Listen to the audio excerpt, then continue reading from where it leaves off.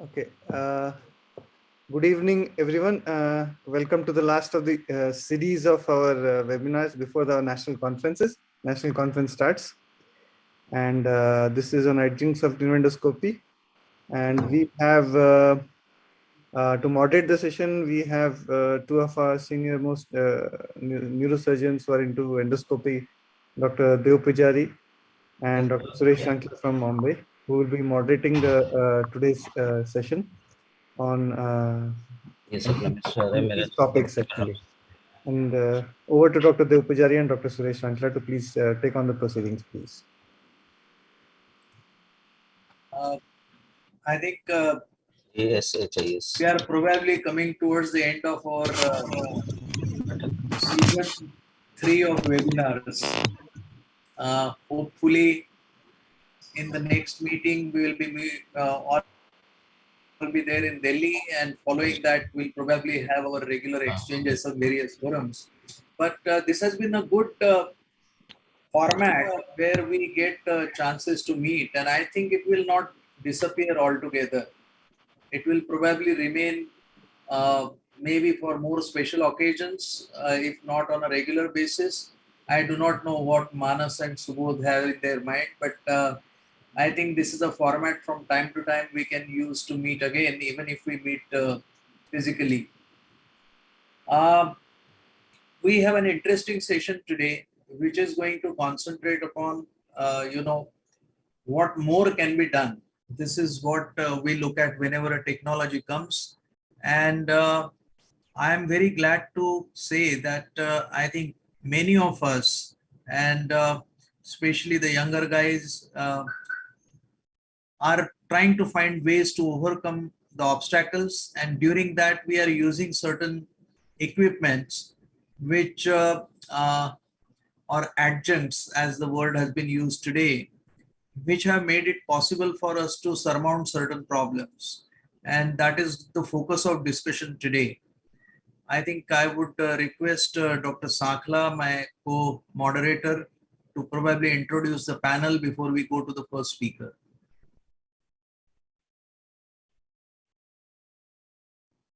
You are muted, Suresh. Thank you, Dr. Dev Pujari, and thank you, Manas and Subodh, for organizing this excellent webinar today. Very unusual topic, but it is so interesting that everybody really would enjoy this one. We have a whole list of good experts talking on the adjuncts in neuroendoscopy. And there's a great panel of experts which are going to discuss this matter with us at the end of the all presentations. So we have Dr. Satnam Chabra. He is one of our senior neuroendoscopic surgeon. He's a senior consultant working at present at Sir Gangaram Hospital in New Delhi. He is also the organizing chairman of the 8th annual conference of the Neuroendoscopic Society of India, which is going to be held in New Delhi from March 25th to 27th, 2022. We have Dr. Ashish Pathak, who is the director, Fortis Hospital, Mohali. He is the president-elect of Neuroendoscopy Society of India and a very senior member of our society.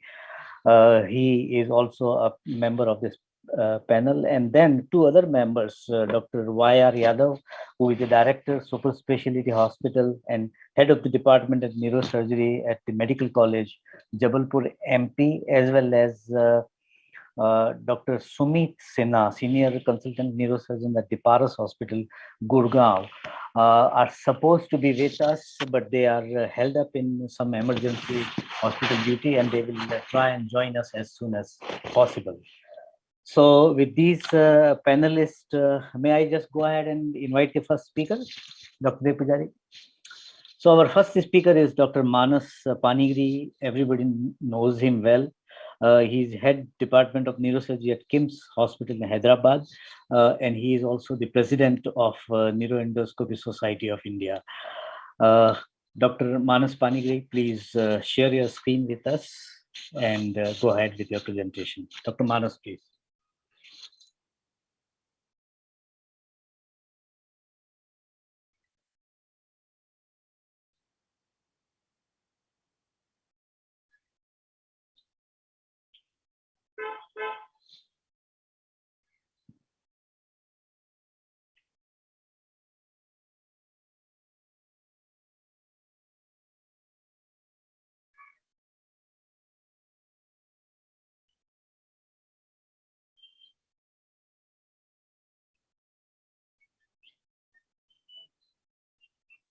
Manas, are you ready?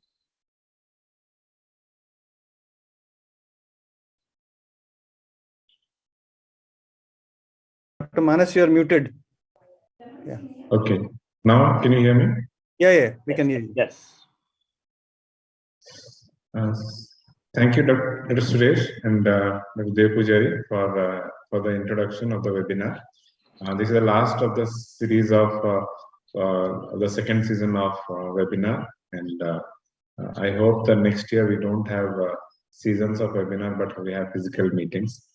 And but this time we had a different topic of using different type of instruments in endoscope, and I'll be speaking on using lasers. Here, the talk is more on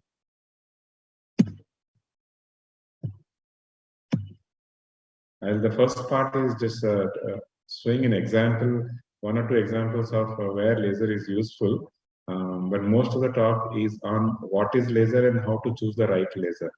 Because if you see, there are many types of laser available used by different kinds of department, and the neurosurgical laser actually is borrowed from the urology laser. So I'll speak on what is laser and how to choose the right laser for our use. And this is an example of a case of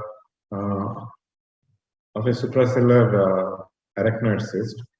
You can see here this case was done without laser, where the floor of the roof of the arachnoid cyst was so thick and it was a little difficult to puncture and difficult to dilate also the opening because it's very thick. So this is what happens when we use the standard techniques.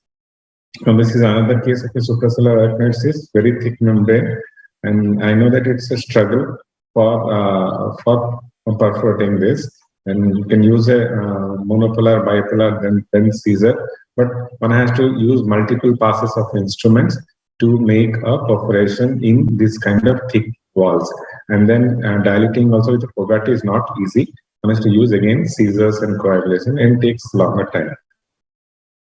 Now this is a case which actually we used laser. This is another case of a suprasellar arachnoid cyst. So here again you can see that the arachnoid cyst bulging into the foramen of Monroe, and here is laser. You can see here it's so fast. It just can coagulate precisely, and then in cuts and coagulates simultaneously, and it shrinks also the arachnoid cyst.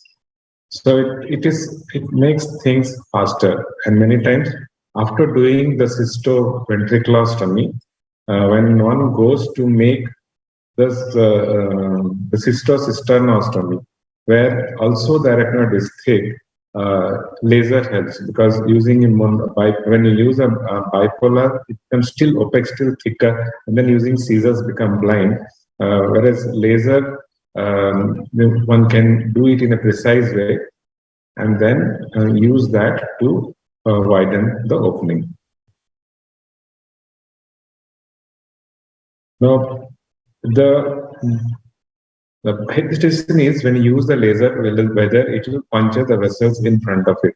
So that is why one should know what is the working distance of the laser, the safety distance from the laser tip to the structure which will damage. Is it 1 millimeter, 2 millimeter, or 1 centimeter? So that is why it's important to understand the mechanism of laser, so that one can decide the safety margin of using laser, so that one does not inadvertently puncture the vessel which is in front of the working, near the working membrane. So this is the third case which you use laser, and then it becomes faster and more comfortable. So the advantage of laser is a precise cutting and ablation. It reduces the need to exchange multiple instruments. So it does the work faster and accurate. Hemostasis also can be done. And so overall, it decreases the overall working time and safety for the patient. So what is laser? Laser is light amplified by stimulated emission of radiation. Now what is stimulated?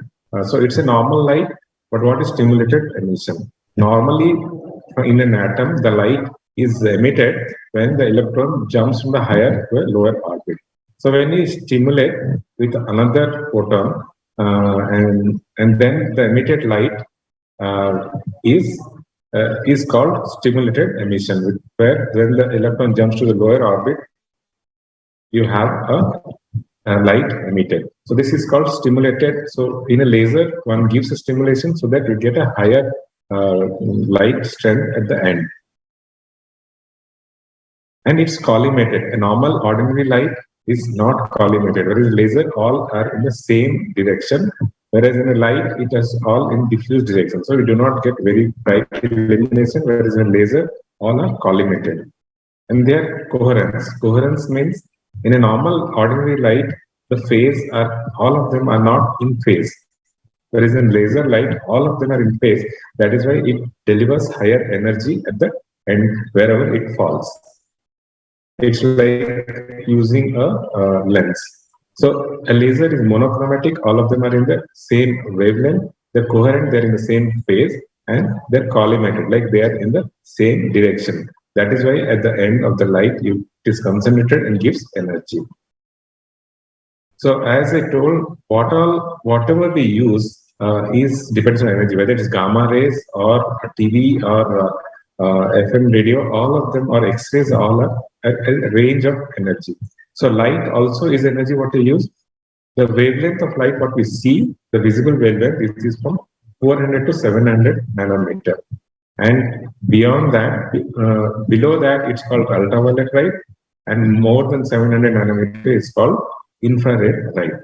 Now, the laser, what we use, it can use the normal light, ordinary light from 404, as well as it can use the ultraviolet range or the infrared. So the lasers operate in both the visible range wavelengths as well as the ultraviolet wavelength and infrared wavelength.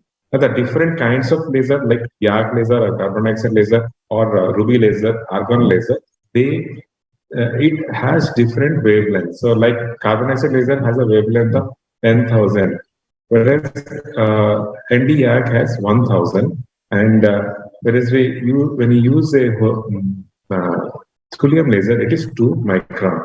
So each laser has a different wavelength, and we from ultraviolet range to an infrared range or to a normal visible range. So that there are different types of laser, what we know, depending on the not only the wavelength, but also whether it is produced in a gas medium or a liquid medium or a solid medium.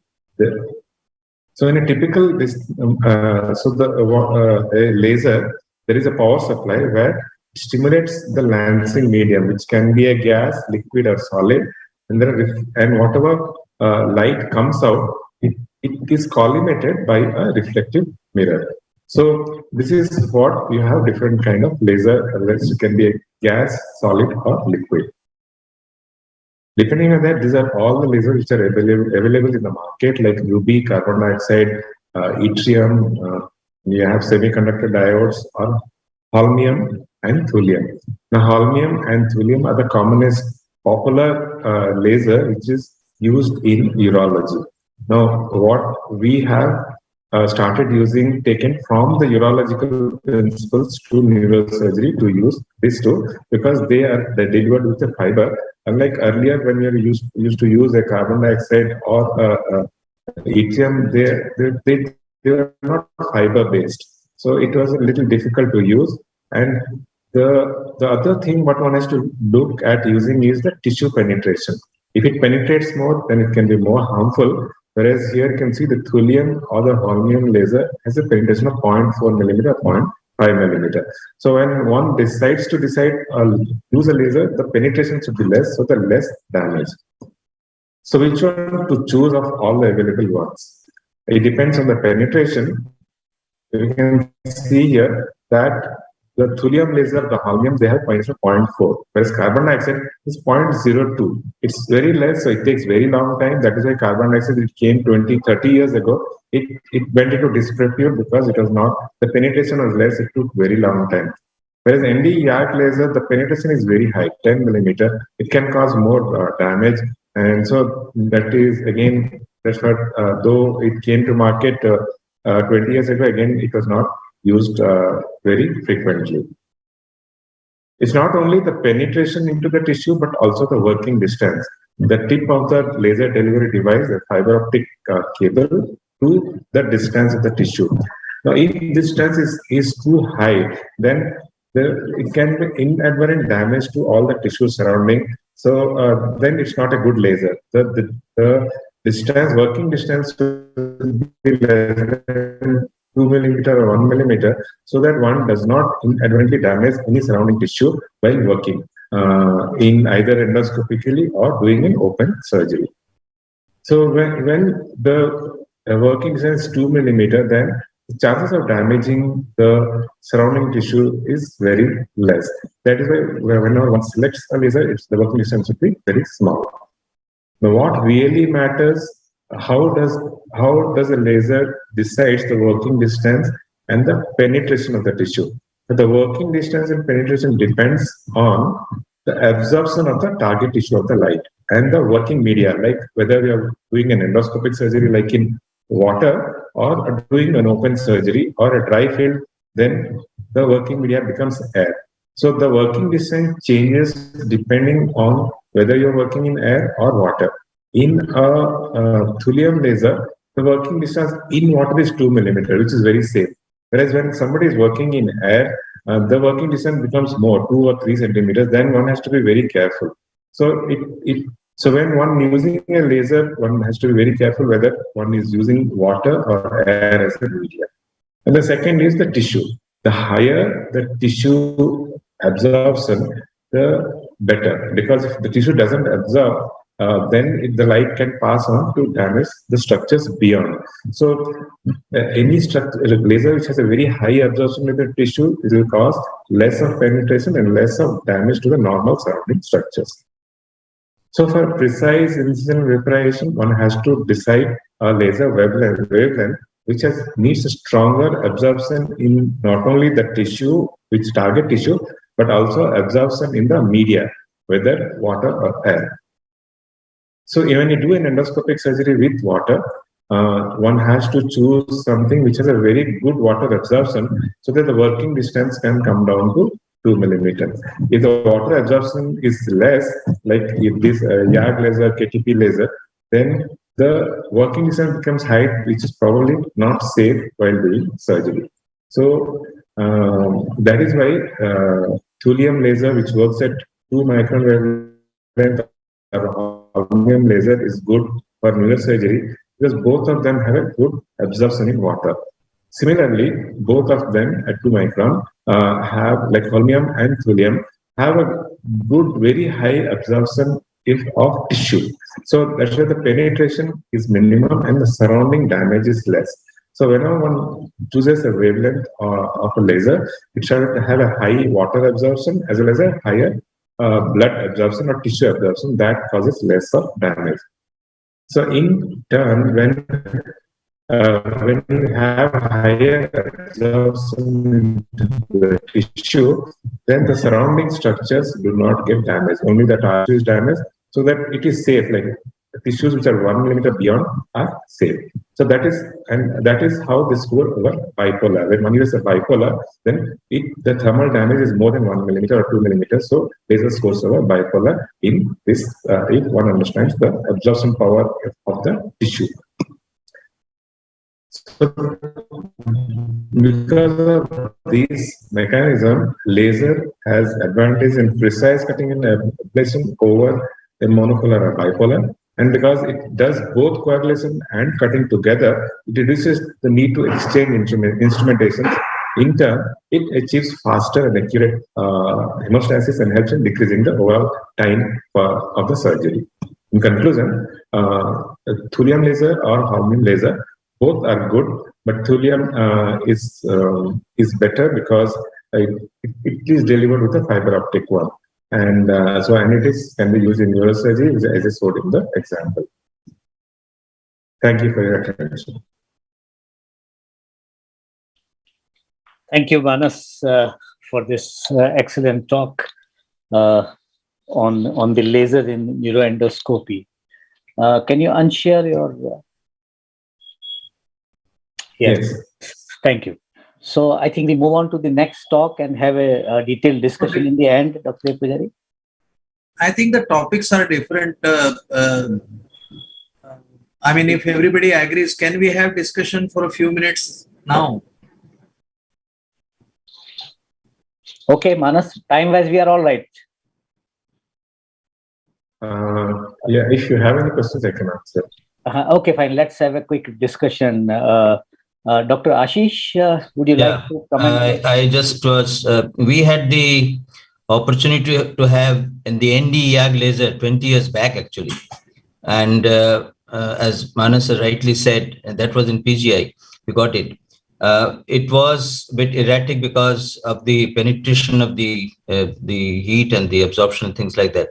And we ultimately, the NTT department decided to take it away from us because we felt that that was not very useful. So that's our experience. So I totally agree. My only thing is that if there's a big tumor, and Manas, I've heard Manas earlier, and that's excellent talk, Manas, and I've heard you earlier. You had always been talking so nice. The large tumors, I would not use thulium laser. We have got thulium here also. It takes a lot of time, and I think I would core out the tumor first with bipolar, and then when I reach the periphery, I would use the thulium laser if I have to differentiate it or shave it from some vital structures. Would you agree with that, or you would use thulium from the word go and carry on? It takes longer time. Am I right? Is that your experience as well? No. Means see, thulium is in endoscope. We are talking of doing in microsurgery. Yeah. So Yeah, what is the same thing when it translates to endoscope? That's the thing. Yeah. Now, when we use microscopy, most of the time it is very useful in meningiomas, and meningioma detaching from the attachment, and especially for parasitical region or tentorial, and from cavernous sinus. Today also we did a cavernous sinus detaching from the lateral wall. Actually, it is faster than using just a bipolar.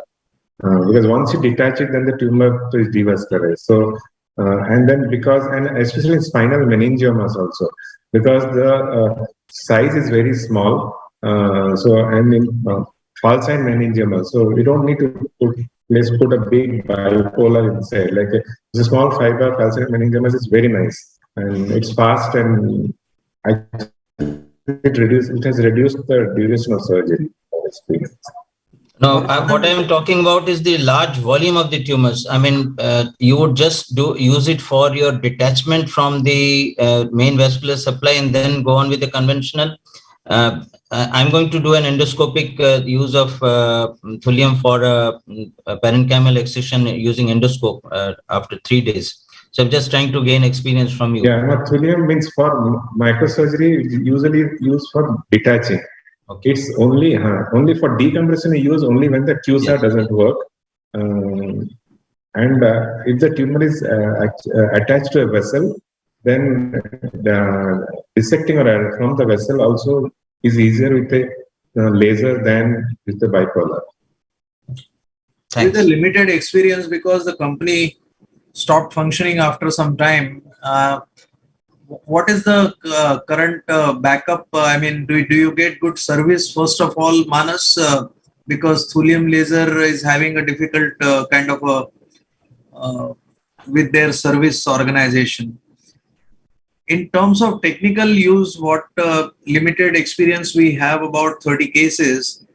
One of the best examples we have shown is a suprasellar arachnoid cyst. I think you can so nicely take away the whole dome without creating any problem and without trying to use any. So you can. The other thing which has actually impressed me, I have done one fairly fair-sized tumor intraventricular, and I had a lot of difficulty because the tumor turned out to be very. We started off with a biopsy, then we kept on decompressing the tumor, and you believe that many a times when a critical mass comes out, the bleeding eases, but here it did not. And laser helped us really. Rivolix helped us. So I'm actually quite impressed by its hemostatic capacity as well. You have any experience on that? I mean, if it's like a hemangioma, then it works well. This was an Well, ependymoma, but it was too bloody. Yeah, if if it has larger vessels, it doesn't work. But if it's a diffuse ooze, and then it works very well. It was a diffuse ooze kind of a. Yeah, so it works very well. It works very well. And the service point of view, I think means we have got good service till now. I don't know if you are telling you had problem, but till now we have got.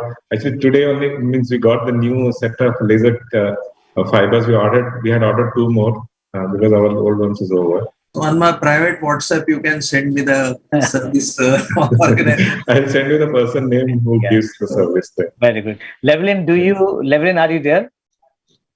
Yeah, he's very much there. Yeah. Do you want to make a comment on the laser and in neuroendoscopy and your experience with it? A quick one. Thanks, Suresh. So we started using the laser quite a while ago. I think I chatted to Manas, and I know he was keen to use them. He's probably got more experience now than I do, but we probably started using it a little earlier.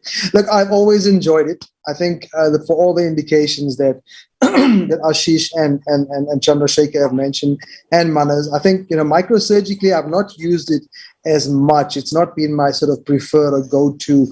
It's very much an endoscopic tool. The other question or the other point is, I found them really useful when we do choroid plexus cauterization. They definitely tend to stick less to the choroid plexus, and it makes the whole procedure a lot easier. I mean, whether you choose to do CPC or not, it's a completely different thing. But when you do them or when you choose to, I found it, incredibly useful. So I'll show you my talk, and I've decreased the laser component just because I knew Manas would give such a fantastic talk, is whether one uses it to do an ETV or not. I haven't quite sort of gotten around to doing that, but Hans Ludwig and Martin Schumann basically use them routinely for all ETVs. So it'll be interesting to get some thoughts there, Suresh. Thank you. Thanks. Yeah, use ETV whenever this. Yeah. Manas, can you tell us about the cost of this thulium laser? What is the price? Actually the one which is sell for neurosurgery is they quote 30 lakhs, but hospital negotiates. The one because they have one which is like 15 watt.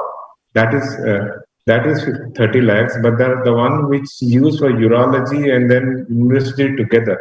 That is a 100 watt one. That is expensive. That is 70 lakhs or 80 lakhs. So our urology has a separate one, and we have our own separate. So we don't share. This smaller one is not available anymore in India. But Dr. Manas has it. Yeah, we were lucky, I think. Yeah. What we have is that it's up to 120 watts actually. Yeah. It's a Revolix Duo, which has both the steady state and the pulse mode actually. The new generation, which Revolix Duo. That is NDAG, isn't it? It's a thulium. It's a thulium laser. Thulium. Revolix is thulium, right? Yeah. Revolix. It has a dual mode. Both the steady state and the pulse mode. Both are available in these things. Thank you, Subodh, and thank you, Manas, for this good discussion. And let us move on to the next speaker. Our next speaker is Dr. Ayyadurai. He is the associate professor at Amrita Institute of Medical Sciences at Kochi and a very active member of Minimally Invasive Neurosurgery Society. He is going to talk on another interesting topic, which is robotic assistance in cranial endoscopy. Dr. Ayyadurai, please. Thank you very much, sir. Also, very good evening to all. I'm humbled by the opportunity given by the society, and I'm also very delighted to present in front of the seniors who inspired us about doing the endoscopy in Big Bay, and we are trying to do our best with the additional adjuncts available. So I'm going to talk about robotic assistance in cranial endoscopy alone. This robotic system, what I'm going to talk about, is made by ROSA. It's MedTech Montpellier, France company. It's a shared control system where a robot and a surgeon remains jointly in control. The surgeon remains in control of the procedure while the robot provides steady hand manipulation of the instrument, like here. The other two, then the middle one is like the Da Vinci, and then the first one is supervised one, like which we are not yet reached for a cranial endoscopy as far as at present. So this will be the setup, like when the cranial endoscopy is done, like the robotic arm holds onto the endoscope like this, like this is just before the endoscope going to be inserted into the brain. Then the marking which I have done there, like it's just to show how big the holder is. Like it's going to be one of the limitations later on, which I'll be talking about. And the screen constantly gives a feedback of constantly the position of the endoscope. This is how the setup goes. The robot stands in one side. It can be kept between the 0 degree to the 90 degree angle, and it depends on the entry point. Like we position the endoscope. The head is fixed in the Mayo clamp for all the endoscopic procedures. And then to the right, like the screen gives us information about the position of the endoscope, and it constantly gives the image guidance, and then the endoscope stands in front of the surgeon. I'll quickly start with a few case examples. Like this is one of the young patients who was from Maldives.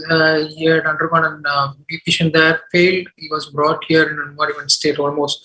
Bilateral suspected hereditary glioma, no biopsies were done. So when he came here, the shunt was functioning. The plan was to do the shunt, the CSF diversion and take the biopsy at the same time.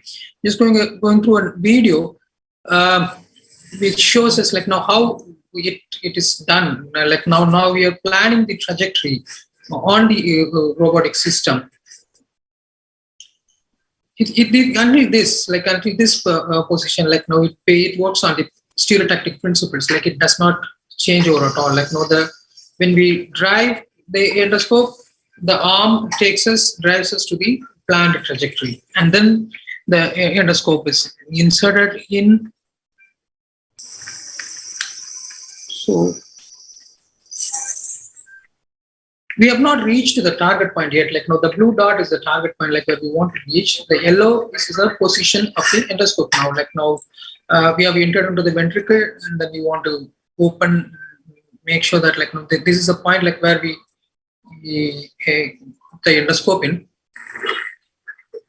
Just before that, only the sheath was driven, and from this point onwards, like this is changed into a free mode. Like now, the stereotactics is gone from this point onwards. It continuously gives feedback as an image guiding tool.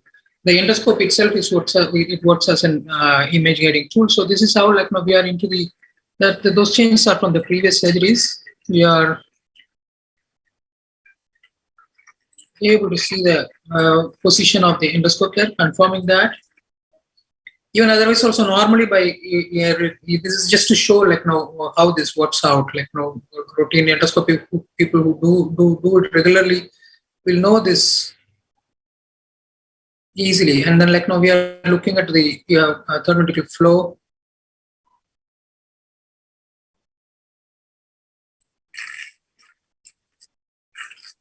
Just to show like now.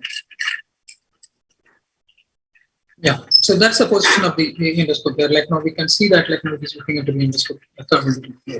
So from here onwards, like we do the procedure continues to be the same, and then we turn the endoscope towards the place where we want to do the biopsy, and then the biopsy is taken. Same way, one more patient, bithalamic glioma, early part of early hydrocephalus. This is going to, as the disease progresses, is going to develop an entrapped bilateral lateral ventricle. So we wanted to do the fenestration of the septum and do the third ventriculostomia also, which will take care of the CSF circulation. Meanwhile, do the biopsy too.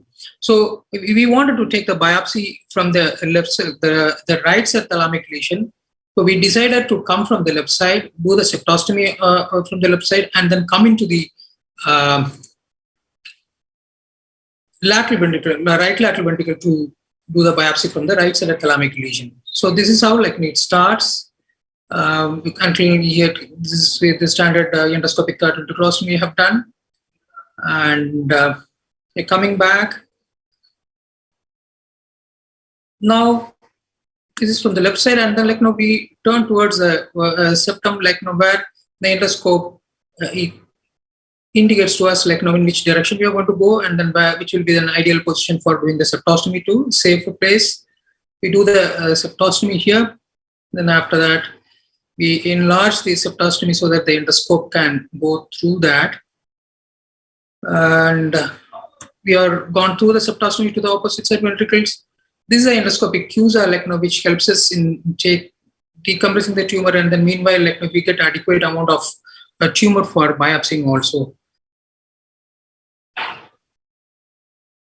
Then onward, like comes back. That's a tumor cavity, like after using the and the most important thing is like we are able to have a very good hemostasis under control, and goes back to confirm the third ventriculostomy. That's a post-operative scan showing a nice flow out to the third ventricle flow. This scan, as already I've discussed in a few other occasions, also cystic craniopharyngioma, solid cystic lesion, decided on endoscopic excision. I'll just go through this video quickly. Why am I showing this? Is like when we start decompressing the cyst, like then we even with the endoscope without any other image guidance, we might get lost. The solid structures like the third ventricle floor, like are not going to move. Those anatomical structures of mammillary bodies or the pre-mammillary body areas are not going to be changed. So we are still going to use this endoscope image guidance through the robot. Do the cyst fenestration, do the endoscopic third ventriculostomy, and the rest of the basic surgical principles are the same, like any other endoscopic surgery. We remove the cyst wall and then remove the solid component towards the end. That's the post-operative scan, like which shows no evidence of lesion. There's a small enhancing focus seen at the stalk there. Most of the patients, like where we do this, this is what we see, like the track, no retraction-related problems, and a very small opening. Rarely we do mini craniotomies too. This is a posterior fossa cyst. This is actually in the first 24-hour scan. The post-operative scan, the pre-operative scan, I don't have. This cyst fenestration into the cisterna magna, it worked at the stereotactic principle. Here we don't take it into a free mode because the space is very less. We decide the area of puncture into the cisterna magna, and then we go on with that. Like the rest of the endoscopic surgery is already principle. Like here, the endoscope holds the endoscope with steady hand, and then we're going in the same direction, and then we park it at that same position, and then continue doing the fenestration. Standard microscopic surgery principles, and we see the cisterna magna there. Post-operative scan showing the good flow wide with the restoration of the normal cerebral folia and reduction in the size of the ventricles. So, so far we have used it in excision of 9 colloid cyst surgeries, 5 gliomas, and 3 craniopharyngioma solver cystic hemangioblastoma with a small nodule. Same principles, like we excise a craniopharyngioma, we did it, and 5 intraventricular hemorrhage. We remove the intraventricular hemorrhage and then leave a EVD for a long-term recovery. And we have done about 21 endoscopic third ventriculostomy along with biopsy. It's about 3 to 4 cases. Fenestration of the cyst, about 7 numbers. So the problems which we have faced during the initial period was the arm freeze, the position of the robot. Like we'll have to understand it. Like when we push it, like it doesn't move. We cannot move it around randomly, like the way we want it. Like it will not. It has a safe area. Like it will not let you to do whatever you try to do it. Like then it freezes, and then we have to come out with the endoscope, move the robotic system, and then go back with the routine surgical procedure. Inadequate length, the holder which I showed you about the endoscope, like now that takes away about 2.5 to 3 centimeters of length. So 13 centimeters of ventricular scope, 2 to 3 centimeters is gone here, and then 10 centimeters are there. Bone length of about 2 centimeters then you're going to have about 6 or 7 centimeters only inside the cranium. Sometimes, like we have faced 3 times, like we are not able to reach to the bottom. Pre-do registration, initially it happened, like, and then we are okay with that. Like each and every registration, it takes about 10 to 15 minutes now standard. No morbidities or mortalities related to the robotic system. It's a truly advantages are truly a surgeon's assistance. Like it works by the joint proprioception of the robotic arm. It's not like image the frameless navigation system, which works on the basis of the feedback from the optic or an electromagnetic feedback from the instruments provided. Surgeon remain in the control of the procedure. Robot provides steady hand manipulation of the instrument, constant image guidance feedback through the endoscope as a tool. It gives us immense confidence. We always know like what are we doing inside the cavity. It provides immense confidence and increases the margin of safety in a minimally invasive procedure. It's just not only in endoscopy, it can be utilized in various other procedures. Like my senior colleague, Dr. Ashok, he uses it a lot for stereo EEGs and a lot of other stereotactic procedures, including DBS and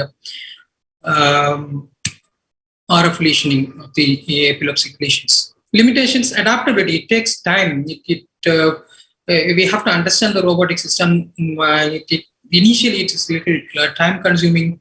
Not many people like to spend more time on that, but when we understand the amount of safety it provides, it makes the procedure really minimally invasive. Like we start to love that.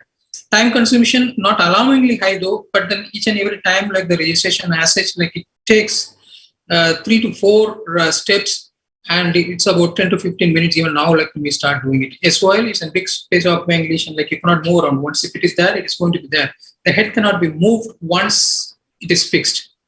It's not like any other the frameless stereotaxic systems, like where you can move the head like even with the guidance of that.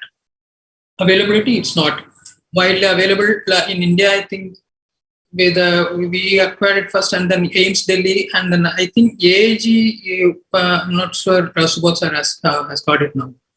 And the cost to acquire is also a matter of concern. Not everybody is affordable like in the private setup. There's a publication in the Operative Neurosurgery in 2018 by my senior colleague Dr. Ashok Pillai. Like here we talk about the spectrum of robotic assistance, including the stereotactic procedures and the neuroendoscopy. So to conclude, the reduction in human contribution to various procedures achieved by robotic automation and haptic guidance potentially allows surgeons to devote more mental focus on the other aspects of the procedure at hand. It does not alter the requirement for the training and the basic skills of microneurosurgery. Provides high-level accuracy for all the applications of stereotaxy and cranial endoscopy. It makes minimally invasive cranial surgery safe and enjoyable. Thank you. Thanks for that attention. Thank you. Thank you very much, Dr. Annadurai, for this excellent presentation. You mentioned about the adaptability. Is that the learning curve you wanted to tell, or adaptability to the new equipment? The understanding the image guidance, yes, sir. Like yes, the learning curve also. Like right. It does not even when we start doing the registration also. Even if you miss one step, what it says, like you have to start from the beginning. So we have to get aligned with the mentality of the ROSA system or the robotic system, and then we work in the flow. It makes it safe. So how many cases would you roughly, keep as a, be a reasonably safe or confident to use this ROSA? How many cases you need to do before you become a little more confident? So in your case, 4 or 5 cases, like it's never going to be dangerous, like safe in the sense. But the only thing, like we'll have to get used to that. Like when we start understanding, okay, this is how it functions. It has got a stereotactic principle. It will move only in one axial direction, and it has got an iso move. Like it gives an area of movement of freedom. It does not allow it to move it beyond that at all.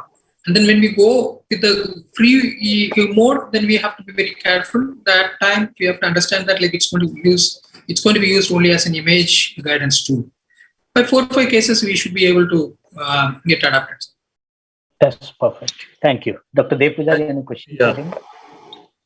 So basically, I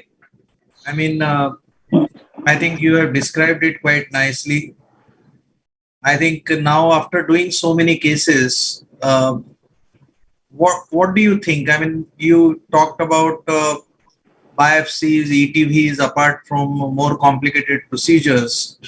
What is your impression? Would you like to use it in future for each of these indications, or have you refined your indications where you would be using the robotic guidance, navigation, whichever way you want to call ROSA? Its proved importance. We are all aware that it. I couldn't hear the last part of it, sir. Like, but then even like instead of having it for these many years, like we had used it for about 23 cases of an endoscopic third ventriculostomy. There are still procedures where straightforward endoscopy. Have you fared better? Have you found it easier? Have you spent less time? In what way has it been better than non-robotic ETV?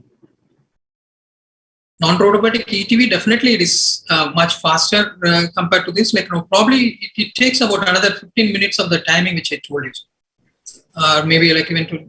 So how do we compensate for that? How does it become better than freehand ETV?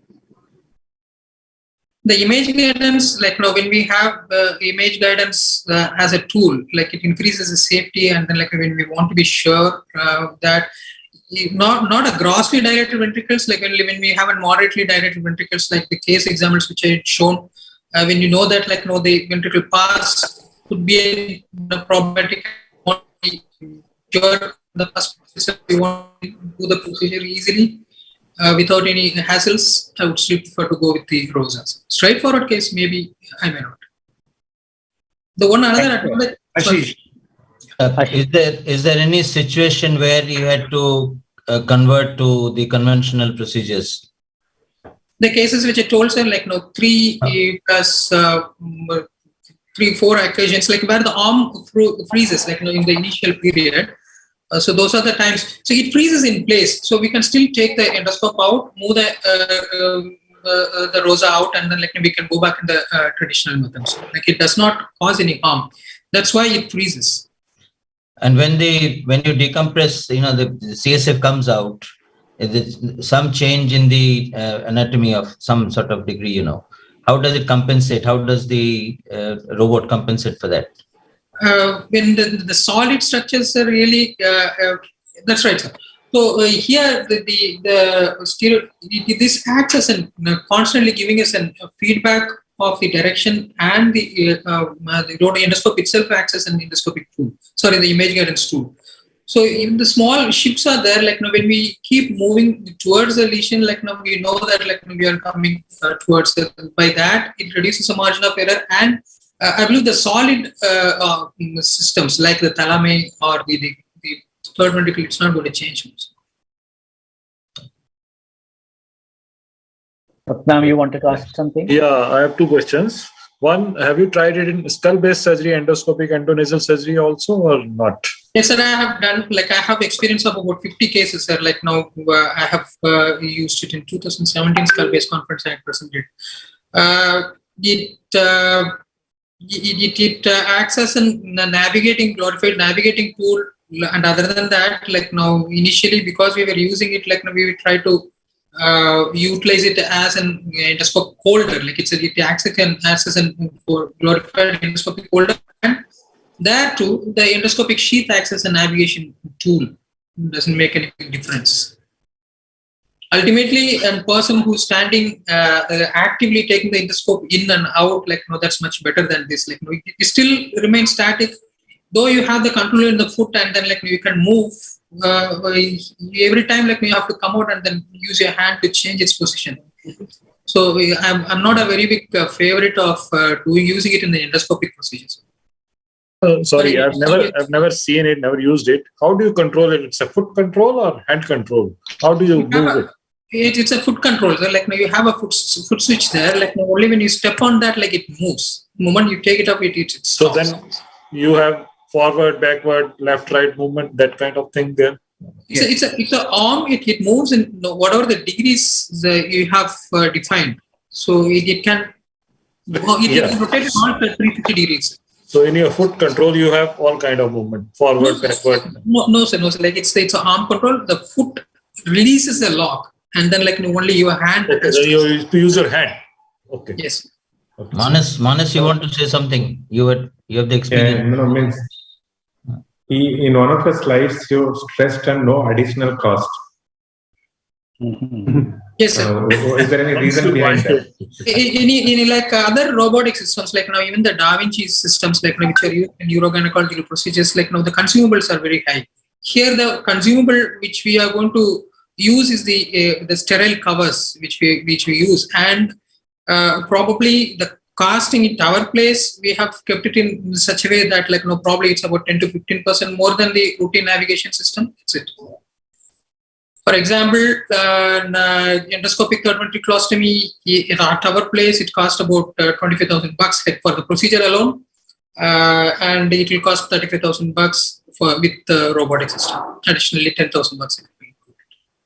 One last one. What is the price of this machine? When this was acquired here, like this was probably bought in about 3 to 4 crores amounts. But then its actual rate which they give is about, the quote is about 7 crores, I believe. Because this was the first machine here, they wanted to make it as a center of excellence for robotic endoscope, robotic system. They gave it in a very cheaper rate to Amrita. Do you think you will be able to sort of replace your assistant by using this, not only the navigation? No, sir. Like now, it does not have a sixth sense. Like now, in case if you are in trouble, if you have an assistant, or even during the procedure, also when we discuss, we keep discussing things. Like when we discuss, that cannot be done with this. Doesn't have a soul. It doesn't have a soul, so can't help. No, sir. No. Still, you call it true assistant, is it? Yes. Is it correct? Thank you. All right, fine. Very nice. Thank you. We go over to the next one, Dr. Sankla. Okay. Next speaker, I would like to invite Professor Padayachi. Levelin has been a good friend of all of us, and since the time we have known him, he has made so many visits to India. He doesn't leave any opportunity to come to India if it comes in his way. He is a professor in the Department of Neurosurgery at the University of Pretoria in South Africa, and has a huge experience in the adjuncts of neuroendoscopic surgery. Levelin, please share your screen and go ahead with your talk. Thanks, Suresh. You can hear me? I just want to make sure that I've... Yes. Okay, is that nice and visible, Suresh? That's good, yeah. Okay, great. So thanks so much. First, it's always the greatest pleasure for me to give a talk with my friends, really, more than colleagues in India. And I think I know all of you on a very personal level. So thanks so much to Chandrasekhar, Suresh, Manas, and Subodh for the invitation to share some of our experience. So I'm going to limit the talk a little bit just because Manas has done such a fantastic job on talking about lasers. So at the end, I've just left a little bit maybe to augment some of what he said. So I think if you look at the summary of this particular segment of these webinar series, you're looking at adjuncts in neurosurgery or adjuncts in neuroendoscopy, and really these are all kind of summarized in terms of the neuronavigation systems. The minimally invasive techniques specifically relevant here are the endoscopic techniques, intraoperative imaging. I'll talk about our experience with intraoperative ultrasound. I think some of you may have experience with the MRI, intraoperative MRI and CT. I don't have any experience with that. And I see there's a talk on fluorescence guidance neuroendoscopy. So I'm quite keen to see some thoughts on that. So I think really this talk focuses more on the complex hydrocephalus, whether you call it multiloculated or cystic, or the complex arachnoid cysts, depending on where they are. The classification, I think, I've looked at this, and we still use very much the Spinato classification. There are some criticisms of this, and we're probably looking at creating an addendum to that, but for the time being, this is the classification system. Neuroimaging forms very much the basics, fundamental. I think CT scans still remain very much just diagnostic tools to actually plan the surgical approach, the trajectory, and unpack the anatomical detail. You need fairly sophisticated MRI sequences, and these are either the drive sequence, the CISS sequence, and this depends very much on whether you've got a Siemens or a Philips system. But your neuronavigation is based on this, and ventriculography is something I'll touch on briefly. And you want to unpack the different compartment densities. I think that takes us to this kind of dilemmas in this treatment modality. So when you see these mixed density, complex hydrocephalus type pictures, then one wants to use adjuncts like navigation and ultrasound and maybe even the laser, maybe not so much the laser, but at least the navigation guidance systems. It'll be interesting to hear some thoughts from them from the kind of robotic arm perspective. I find that I'm able to get by with a lot of these using the endoscope holder and navigation, but we'll hear some thoughts maybe at the end. Okay, so the indications for neuroendoscopy, I think we all know. The procedures are really the fenestration of membranes, septal fenestrations, foraminoplasty, third ventriculostomy with or without chorioplexus cauterization, maybe not so relevant in this context, but things like aqueductoplasty, insertion or retrieval of ventricular catheters under endoscopic guidance very much fall under this gamut of neuronavigation and maybe even intraoperative ultrasound navigation. I'm going to skip over that. The actual technique.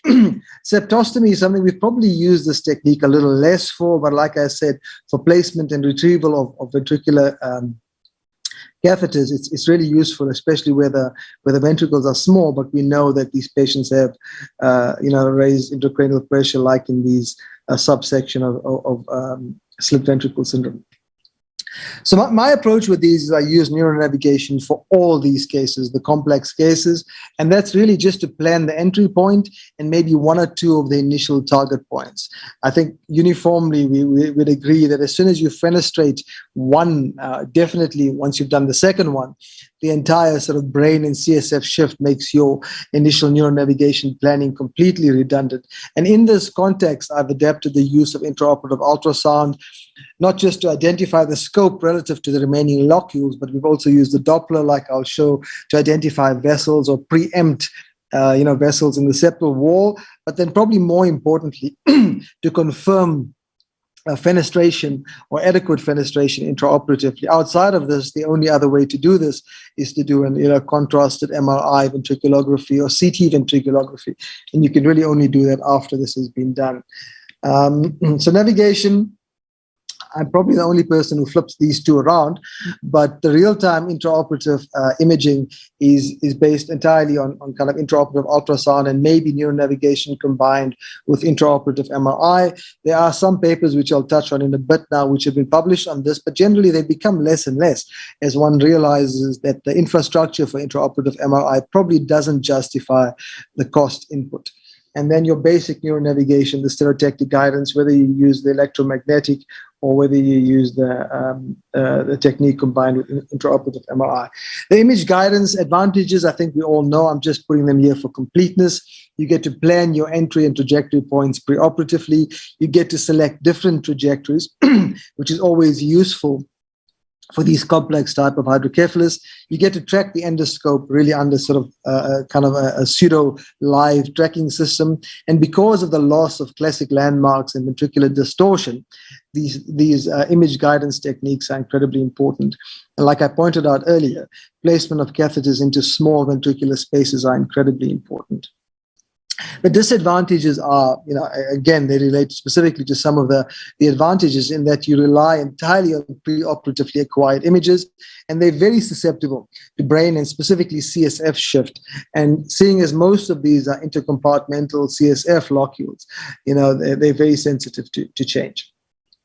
So this paper published by the group in Liverpool, not a huge group of patients, 7 of them had this complex multiloculated type of hydrocephalus, show that navigation provides real-time guidance. And they also describe this technique where the tip of the navigation, you can see that applied here when you're using the specific system, you can use that as a fenestration tool.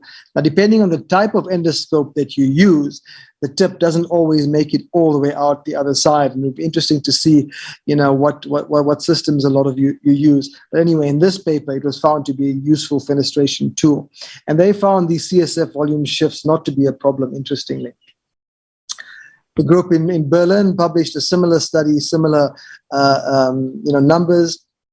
They found that navigation significantly refines operative planning and intraoperative orientation.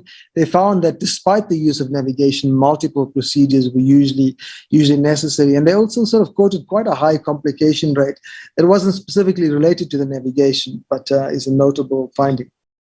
And the group in Israel published, I think the first, from memory and from recent search of the literature, is still the only published bit of data using neuronavigation combined with intraoperative MRI in these complex hydrocephalus patients. And they found it useful.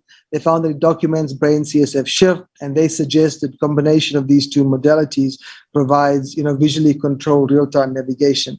Obviously, you need to bear in mind that the cost input is tremendous, and the infrastructural support and the manpower required probably doesn't justify that. So ultrasound was a natural default for these sorts of things. It's a lot cheaper. It's a lot less labor intensive. And once you've learned the basics of using the system, you become a lot more comfortable with it. I've also included this chapter because of the context and the society that I'm presenting in. This was put together by Chandrasekhar and Moody Qureshi, where we contributed a chapter on the use of ultrasound guidance in ventricular endoscopy. So this is generally our setup. Myself, and when I was at Red Cross, myself and Tony Figaji did a lot of these together. It's the ideal navigation system one needs to bear in mind. It's accurate, it's reproducible, but more importantly, it's dynamic and provides real-time feedback. Also easy to use, portable, cost-effective, and all of those things. And really, in this context, intraoperative ultrasound is the only sort of modality that meets this. And I've adapted this or adopted it really into almost every realm of practice, whether it's ventricular catheter placement in neonates, intraaxial tumor resections. I basically use it every single time. Endoscopic fenestration in these complex hydrocephalus cases. And really the ultrasound sort of ventriculoscopy, which we described, is the default, and I'll show that in a second. The Doppler ultrasound is pretty useful depending on what case you're doing, and then some other indications as well. So the types of probes you'd probably ask, there are two types really that are widely used. The one is the burr-hole probe. I've used it to some extent, but I haven't found it as useful as a lot of others have found it and published on it. I find that in the context of neonates, using a high-frequency phased array probe of around 8 megahertz at least via transfontanelle imaging provides exquisite detail. So the necessities are: you need a dual window, you need a sterility program, image quality, you need to understand the image display, you need the right type of probe, and more importantly, you need adequate user experience. And to this effect, we've run a few courses now. There's one coming up in Mumbai, I think in March or somewhere mid-March, that I'm also involved in with Ali Asghar Moyadi, also based in Mumbai. And these have been quite useful. It's basically mainly sort of tumor-based ultrasound usage, but also includes some of the endoscopy work. So this is a typical case where we'd use it for. You see the mixed density complex hydrocephalus. This is probably proteinaceous fluid. Sometimes can be pus that you aspirate. This is a setup in my theater. You can see the ultrasound, the endoscopy stuff behind that, and then just the navigation. So it's all in line of sight. It's ergonomically viable. Sometimes, you can move the ultrasound around depending on where it's most useful. We use a sort of 6-hand technique. So I've got 2 registrars or 2 trainees helping me. One with the ultrasound, I use the endoscope, and then one to assist with the aspiration. This is a video that I've used, one of the first videos, but really it underscores the use of ultrasound. And I know whenever I talk to colleagues in the subcontinent, they always have when I show these, generally in most other videos, people are quite impressed, but I know you guys have tremendous experience, so it'll be interesting to hear. A lot of you will look at this and think, yeah, I've been using this for ages, and I'm quite comfortable with that. But the exquisite detail that ultrasound can provide now, you see the lateral ventricles, third temporal horn, makes it a very, very, very appealing first choice. MR ventriculography really has been published in this paper by Gendoki, stimulated this interest of ours to kind of develop an ultrasound ventriculography type tool, because here what they do is they inject the contrast preoperatively, fenestrate, and the only way to know that you've done this is by doing a post-operative imaging, whereas with the ultrasound, you can do it intraoperatively. This is the paper by Martin Stravitsky, which I include just for completeness. So this just to show the kind of imaging we get with the endoscopic assisted or ultrasound assisted endoscopy. You can see in these complicated cases, just flipping around the probe gives you really good quality imaging. This is the case where we're using the ventriculography technique to decide whether we've adequately endoscopically fenestrated or not. You can see here the locules are retained within the cyst, so we know that we haven't done a proper job. This is one where we have fenestrated, and you can see the gas locules go all the way through down into the third ventricle and over to the other side. So we're quite happy that we fenestrated what we set out to do endoscopically. This is one just showing the degree of kind of imaging quality you can get. Here is a little locule on the side. You can see what the MRI looks like, and really that ventriculography provides exquisite detail. That's what the locules look like directly under the endoscope, sort of a little jellyfish ascendance of microbubbles. This one I've showed before. I'm going to skip through. This is a nice case, a sagittal plane. You can see, we weren't sure if we'd fenestrated this locule, but you can see quite clearly this microbubble sort of settles around the cyst. So we knew intraoperatively we need to fenestrate that endoscopically. I'm going to skip over that case, and this one I've shown previously as well. This is a Doppler. I often show a video. I don't think I've loaded the video, but you can see here, you can identify these vessels beautifully via the ultrasound almost before you see them with the endoscope. The laser, Manas has done a great job. I've just left that for completeness sake. I'm going to skip through a lot of these things which he's already spoken about. So there's really no point me doing that. This is the video I included. It's courtesy of Martin Schumann. And I put this one in here because I wanted to show you guys the use of the laser for third ventriculostomy, which I must say I haven't quite developed an appetite for, but the Germans seem to like this quite a bit. And it underscores the technique, just the basic content. You can see how superficial the cauterization is, and it's very safe, even though the basilar artery is fairly close there. They're quite comfortable using the laser for this, not just as a cautery tool, but also as a kind of fenestration tool. So that's something quite useful for discussion maybe after. I've done a sort of summary of a lot of the literature, and you can see intraoperative guidance, navigation, whether ultrasound imaging or the laser, whatever you choose to do, seems to really make a difference in this context. So the laser, Manas had mentioned these. I'm going to just skip through this. To summarize, adjuncts in technological advances in endoscopy, navigation, ultrasound, the laser, robotics, artificial intelligence, like we've seen, all of these seem to be great tools, but I think they serve as valuable adjuncts where they're available and appropriate, but usually a sensible recommendation is to use what's available as efficiently as possible in your context. And you probably will achieve in your context the best possible results doing that. Okay, thanks so much, Suresh. I'm going to stop there. Thank you. Thank you very much, Levlin, for this excellent lecture. We have a few minutes to discuss it quickly. Anybody has any question or comment for Levlin's talk? There was sorry. Can I? Yeah, Ashish, yes, go ahead. There was a tool called SonoWand, which I extensively used while I was in Sheffield. And that was a combination of, neuronavigation with ultrasound. There's one, I think, at Tata Memorial, but the company somehow has stopped manufacturing that equipment. And it's a fantastic tool. You can combine both if you need, but it's not available now. That's what I have been told, if I'm right. So any comments on that? Yeah, Ashish, that's a very astute comment. So, and I can give you a bit of insight onto that. And the reason I'll let you know is I've ended up, myself and Gammon Ungsgaard, who was the primary guy who developed the Sono One, ended up doing a lot of these kind of ultrasound driving momentum things. So what happened was, Sono One was developed in Trondheim, and we ended up doing a lot of work with the Trondheim group, and it's a research entity, headed by Sintef. And all it proves is that if you're a research entity, all you should do is research. You should not go into any sort of commercial field, because as great as the tool is, and you are one of the guys who will attest to that, they could not drive the commercial thing. I'm going to make a very controversial statement here and say liberation organizations should not govern a country because they should stick to what they can do best. you can correct me on that, but just like that, research entities should not drive commercial programs. And as amazing as Sono One was, they couldn't drive the commercial aspect and they went insolvent.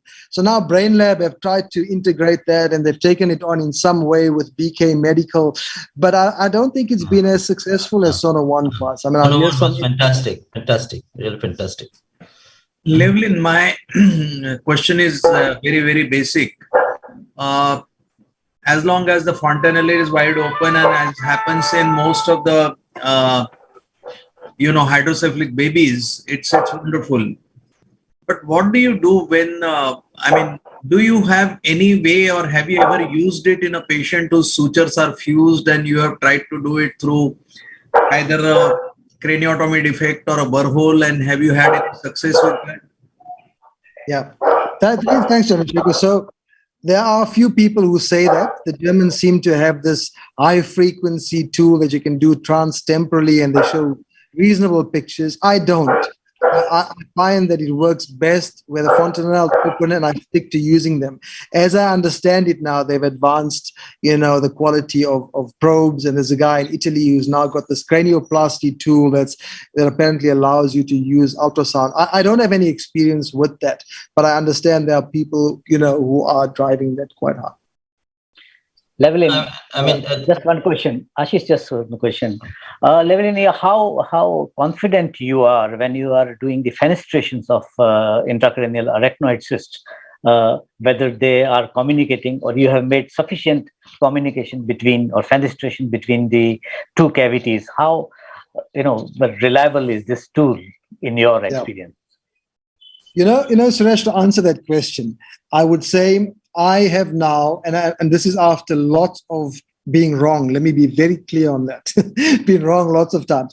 But this ultrasound ventriculography tool that I've shown that we've used, I now use it after many kind of iterations. I use it with a lot of confidence. I'm a little hesitant to say, look, and this is something we started teaching a bit more, but the way we and it's not complicated, it's just an aerated saline solution that we inject under pressure. So I've become a lot more comfortable with it, but that's after quite a long time of using it and being wrong quite a few times before. I'm sure. Yeah. Thanks. Ashish, last question. I just want to add that the Sono One actually, they use the ultrasound once you have done the opening in the skull, wide one.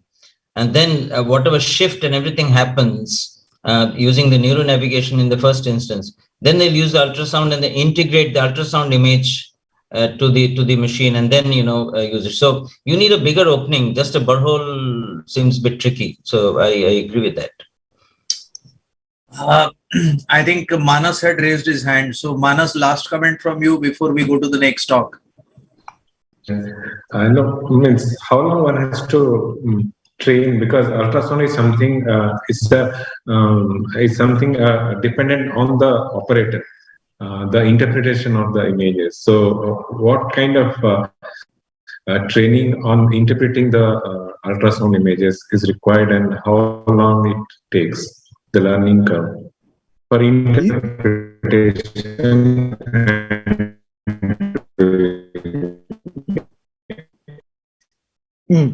Yeah. Manas, I think you broke up a little bit towards the end. Couldn't hear. Yeah. So look, I think the problem, or not the problem, the issue with ultrasound is, as neurosurgeons, we are very used to using the planar sort of imaging that we see on MRI scan and now with reconstructed CT. The difficulty with ultrasound is you don't have these fixed. It's very much kind of multi-axial, polyagonal. You've got to get used to that. So how long is a difficult question to answer, but I think there's nothing worse than doing something the wrong way and then dismissing it because it wasn't done correctly.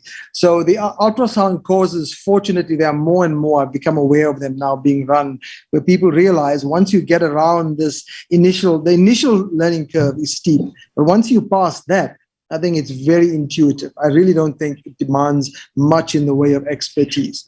So it's really a commitment to learning those basics, the knobology, how you hold the probe, how you sweep and shift, and the orientation. The modern probes are so I hope some of the images I've shown came out quite clearly, but the actual quality of imaging is really fantastic. So I wouldn't have thought it's a long learning curve. It's steep, but not very long. If you look at the reports of, I'm not telling brain, but ultrasonologist as such in abdomen, you have so much variation of report for the same patient by different ultrasonologists. That is true. So, that's why I stopped using a radiologist. I just do it myself.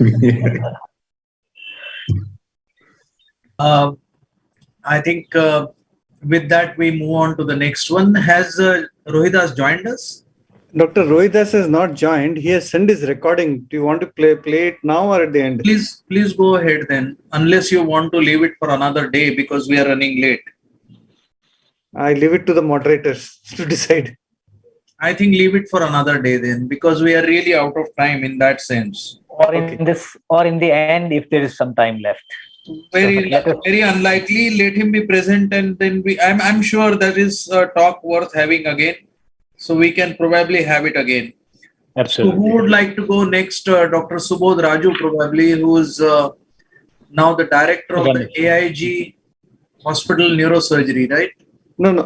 There's some talks. Subodh is the last speaker. Okay. I think Ramesh is the next one.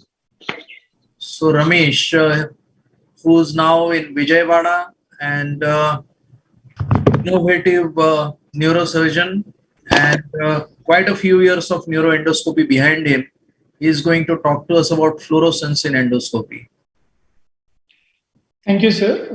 Thank you, Professor Devpujari, sir. Chemofluorescence, right. Suresh Shankla, sir, Dr. Manas, Dr. Pathak, sir, and other colleagues. Can you increase your volume a little bit, Ramesh, or you need to speak closer to the microphone? Can you hear me now, sir? Yeah. Better. Yeah. Good evening, respected senior faculty and dear friends. It's a brief overview of fluorescence endoscopic neurosurgery, which I'm going to cover. Personally, I don't have much of experience on this, but I try to collect the existing data, what is available now, and brief experience of mine will be shared. Before jumping on to the fluorescence, actually. So if you take any modern minimal axis or minimal image or keyhole neurosurgery principles, when you have a tumor like this in singlet gyrus, so we use the navigation for the surface marking and do a small linear incision and a small burr hole and a minimal keyhole craniotomy to approach this. And we use to fuse the DTA images onto the navigation and then localize the tumor. Once you are onto the tumor, you do an internal tumor debulking and use the other aids like intraoperative aids like ultrasound, tumor fluorescence, neurointegrity monitoring, awake craniotomy or brain fluid, whichever the technology is available with you or you're comfortable with that, can be used these technologies to get the best possible maximal safe resection is the rule of thumb today's neurosurgery practice. That is practically almost every neurosurgical case will be dealt with the minimal access or minimal invasive principles, and this is the standard of practice or standard of care of neurosurgery in modern era.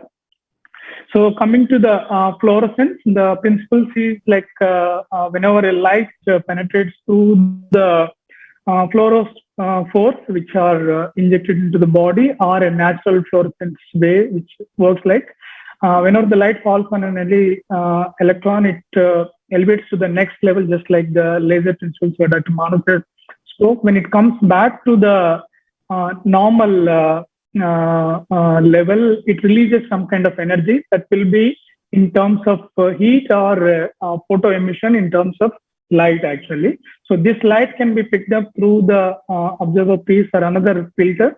It gives some kind of fluorescence. This kind of principle we use to segregate the tumor tissue or some vessel from the normal vein parenchyma. So these are the things like when you pass on a light to the tissue, which is having the fluorophores onto the tissue, the light will be absorbed and it will emit the light, and it can be a fluorescence, or it can release the heat. It will be heat generation will be there on the tissue. So we will be concentrating on the fluorescence principles of the particular light source which we pass on to a specific tissue which is coupled with a fluorophore. This is the dyes which we use to release this some kind of fluorescence. So these are what are the kinds of fluorescence we have? These are the three kinds of fluorescence. There will be autofluorescence. Some tissues which has a properties, especially like like PP9, that is the phosphofluorine 9 precursor. This is the precursor in the heme synthesis. Sometimes in the natural tissues itself, when the tumor is affected, this heme precursor PP9 will be dysfunctional and doesn't release any kind of fluorescence. Other normal cells can release the fluorescence in terms of phosphofluorine 9. So that can be picked up with a separate system. It can give some kind of color coding to the observer eyepiece. So that is a normal fluorescence. Some of the techniques are applied in especially urology and GI surgery to pick up without adding any kind of dyes. We can pick up the normal fluorescence to study the morphology of the small tumors which are present in the mucosal lining. So the standardly used one are the non-targeted fluorescence. This is also called the passive fluorescence, where we inject a fluorescent dye, which will be picked up by the cells, especially the tumor cells of the vasculature. And this fluorescence can be viewed through a different filter arranged endoscope or microscope to delineate between the tumor cells and the normal anatomy. And there are few recent advances coming where you tag with some kind of surface markings like EGF, or that is epithelial derived growth factors.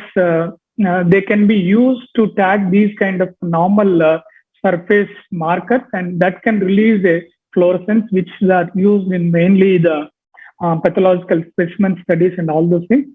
Now people are trying to use this targeted fluorescence to do the oncological work where they want to kill the tumor cells, stacking these fluorescent tagged markers to that. These are under the laboratory works now. So we will be focusing on the non-targeted fluorescence, also called the passive fluorescence.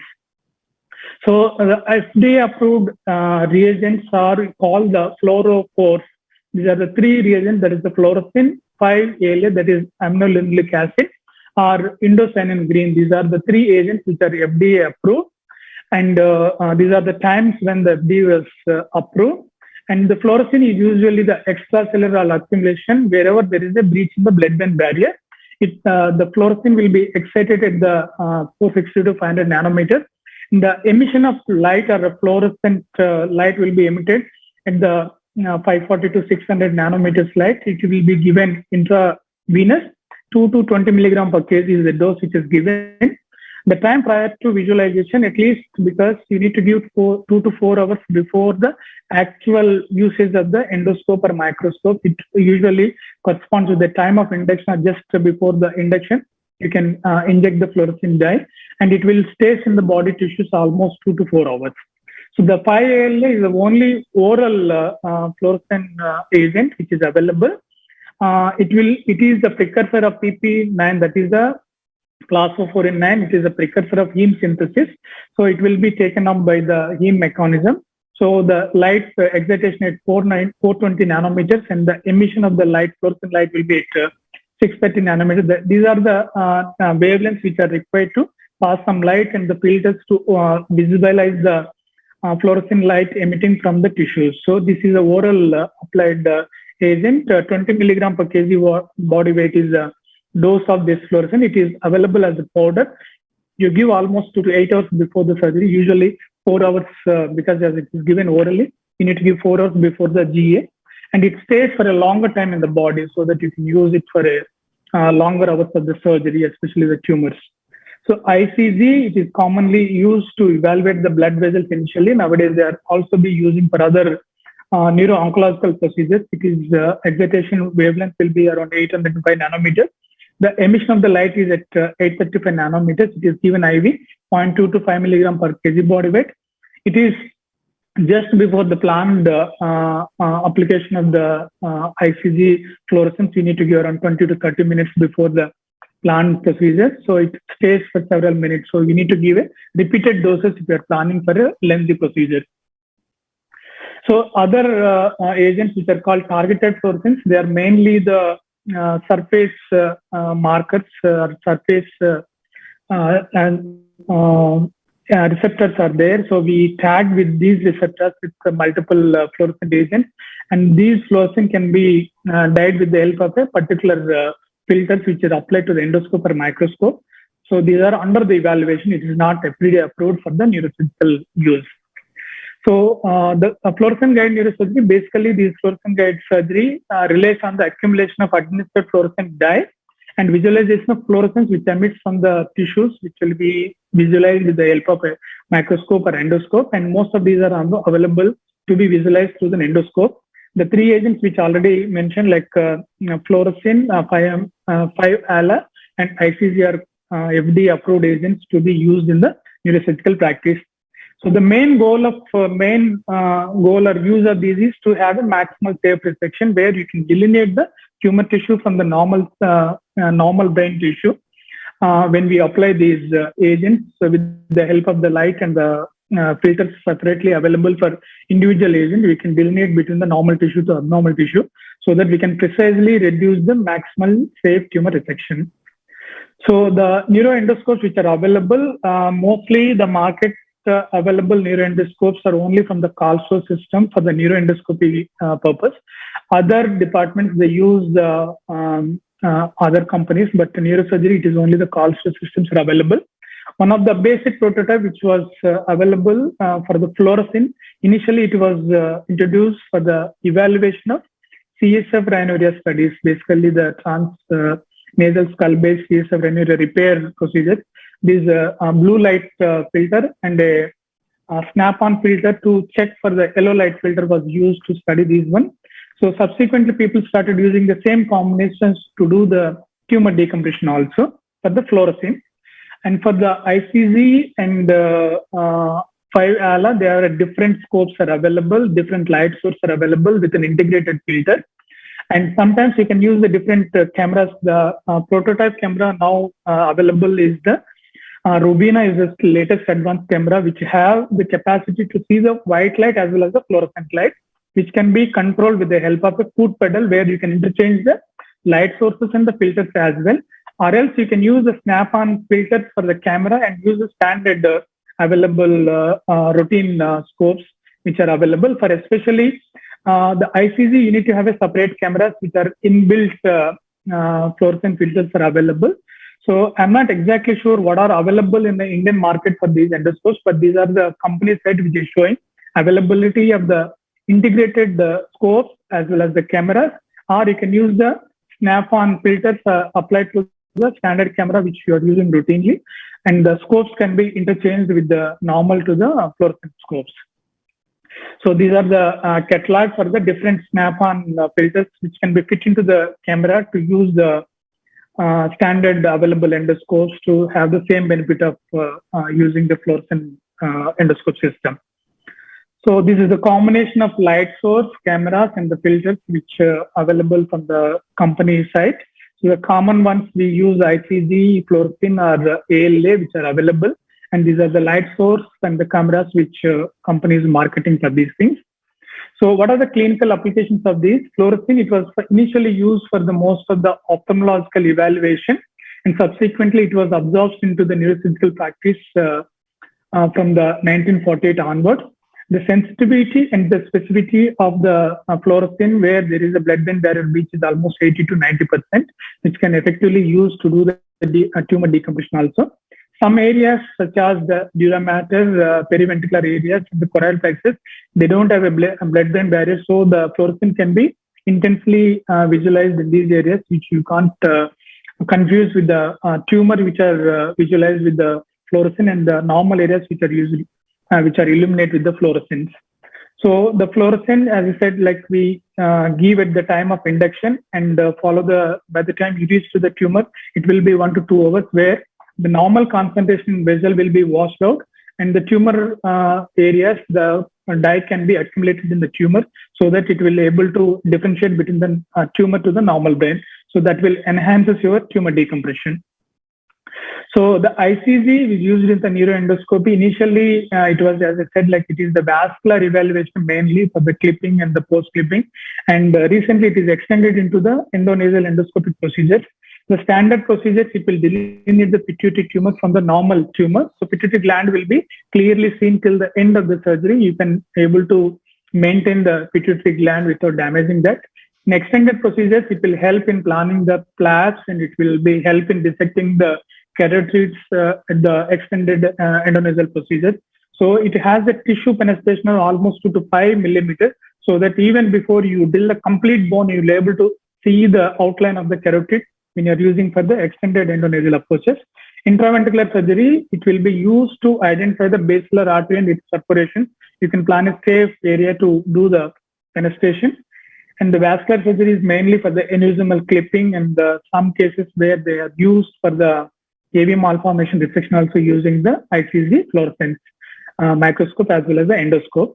And brain tumors, nowadays people are started using this one. The tumor can be clearly delineated with the help of the ICG. Blue color tumor markings will be separated from the normal healthy brain tissue. So the 5-ALA is one of the very recent one to add to the armamentarium of the fluorescence. It has the high sensitivity and specificity rate to differentiate the tumor. And the 5-ALA used since 1998. This is available by the brand name Glialan as the powder, which need to be add to the solution and take as a suspension almost 2 to 4 hours, at least 4 hours before the surgery. And by the time you reach to the tumor, you can be able to easily see the pink or cherry red appearance of the tumor away from the normal brain, which looks like a bluish color. So this will differentiate from the tumor to the normal brain.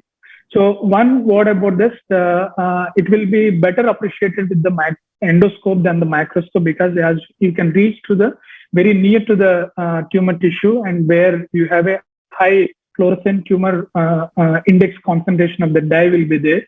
So this is one advantage of endoscope using the 5-ALA. It has a better dilation compared to the microscope.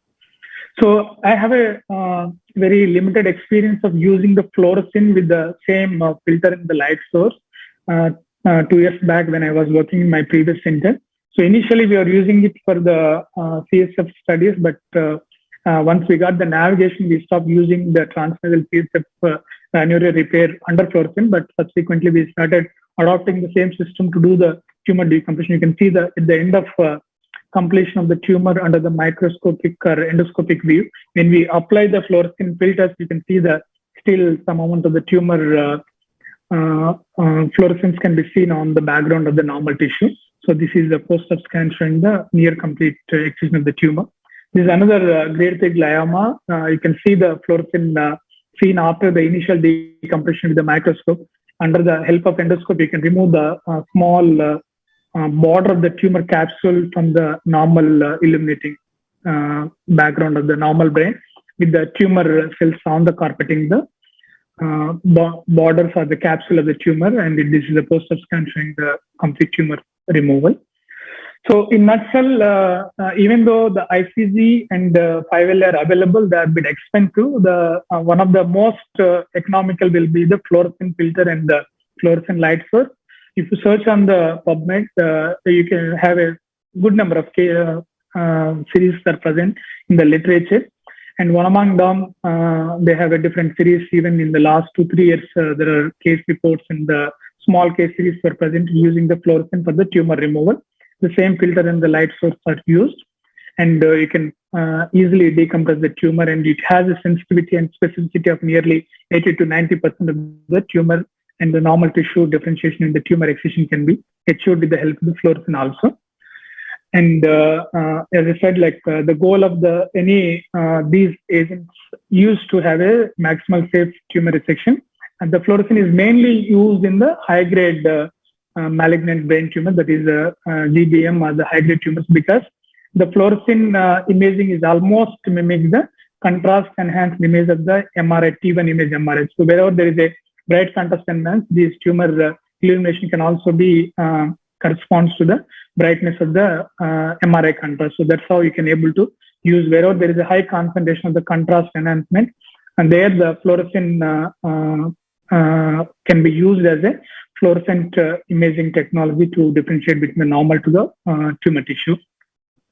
So this is the one paper which is suggesting that microscopic fluorescent ALA is less sensitive compared to the endoscopic ALA, because endoscope you take to the very close to the tumor, and it has a high sensitivity and specificity when you use with the endoscope compared to the microscope, especially for the ALA as a very specific delineation for the endoscopic excision when you're using in comparison to microscope. So in conclusion, endoscopic ICG represents a new and effective technique for long and real-time visualization of vascular structure, and the same ICG can now be used to the other tumor decompression also. Other agents like 5-ALA or the fluorescent is also being commonly used to do the high-grade tumor decompression, as well as the other implications like intraventricular surgeries or ETV surgeries are also, people are trying multiple applications of these fluorescent guided endoscopic tumor decompression in the endoscopic neurosurgery. So this is going to be have a subsequently with the coming years, we are going to see more and more of the applications of fluorescent endoscopic guided neurosurgical practice will be there. And thank you very much for your patient hearing. Thanks, Ramesh. Comments, questions? Question, the problem about 5-ALA are multifolded in our situation. First of all, the cost. It's one thing.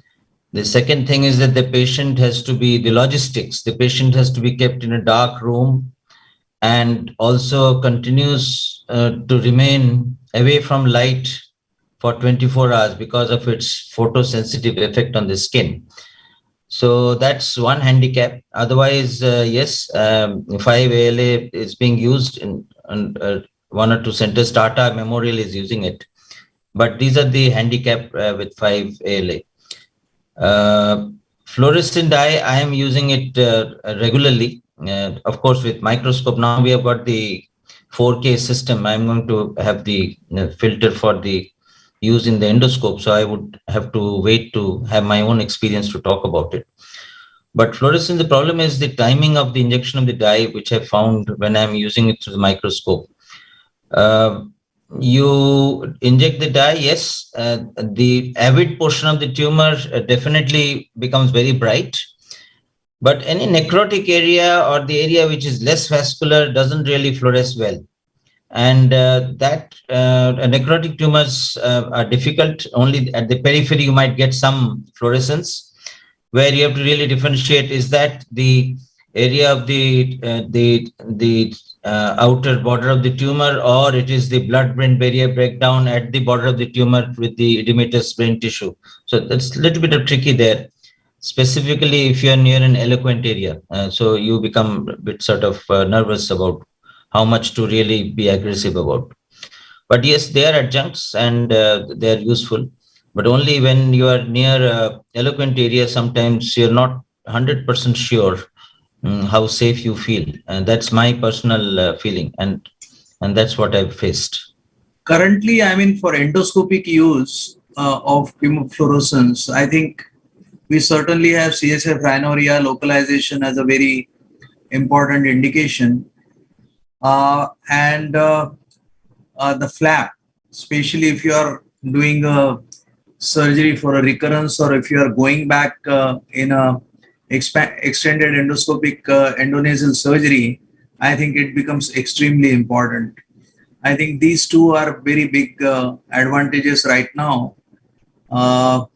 Anyone else who has used it endoscopically? Anand Balasubramaniam used to use it for this kind of tumor excision, which Ramesh was just talking about, that endoscopic use of fluorescence may be better than microscopic use, even in parenchymal tumors for more radical excision.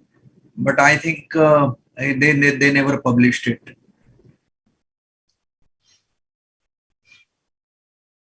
Yes, Manas.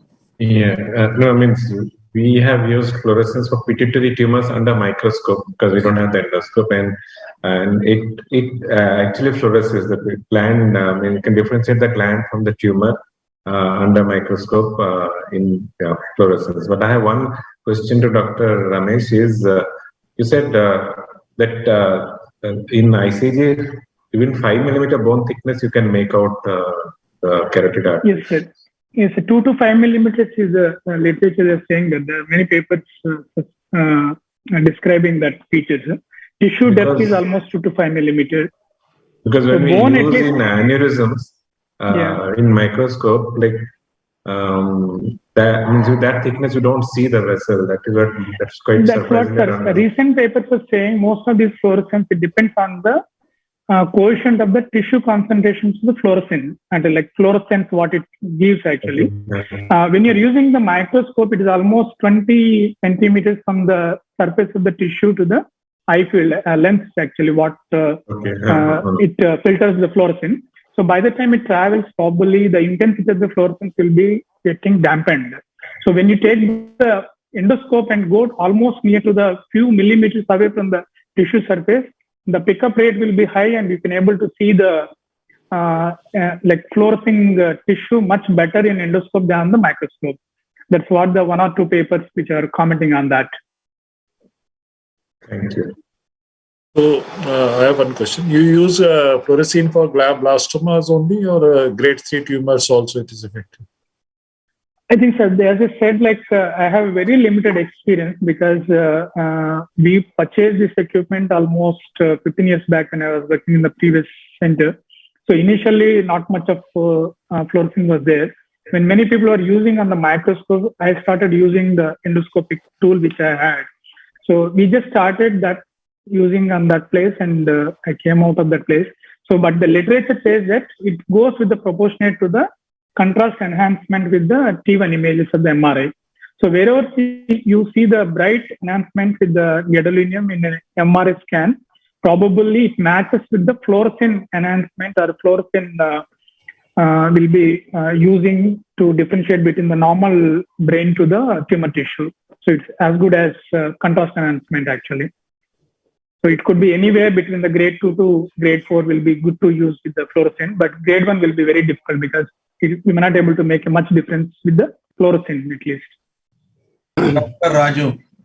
Raju. 2 ways of using fluorescence actually. As Manas, Ramesh told that anything which is enhancing on a T1 contrast MRI will be seen on fluorescence. Second way of using fluorescence is a negative fluorescence actually.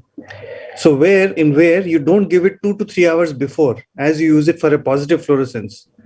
When you are near, suppose you are operating a low-grade glioma, you just give it when you are near the tumor.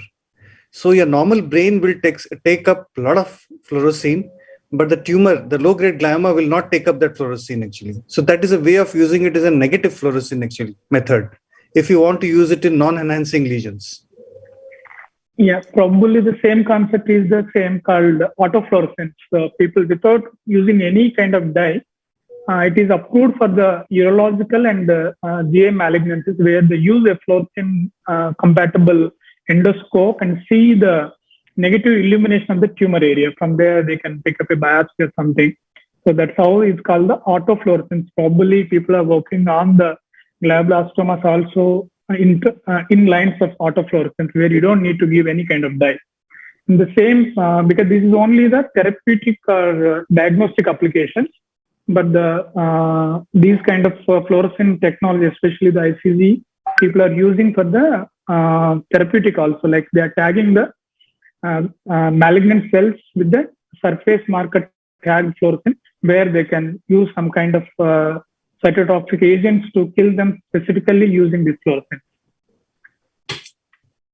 For the last 18 months or so, we are using yellow fluorescence with microscope, and we are collecting data. We have about 22 patients now, where even so-called low-grade gliomas, you get to see some difference in color. It may not be very brightly fluorescent, but you get some yellow discoloration, and I think yellow filter is probably more sensitive. This is what I feel compared to. I mean, I have no experience with endoscope as yet, except for one demo case which we saw for the flap. But this yellow fluorescence seems to be positive. We give it twice, once 2 hours earlier and once actually just when we are about to,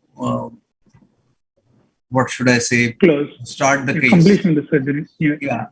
Yes, sir. Actually, for a long time, it was mainly the microscopic fluorescence which are using the neurosurgery for almost a decade and a half.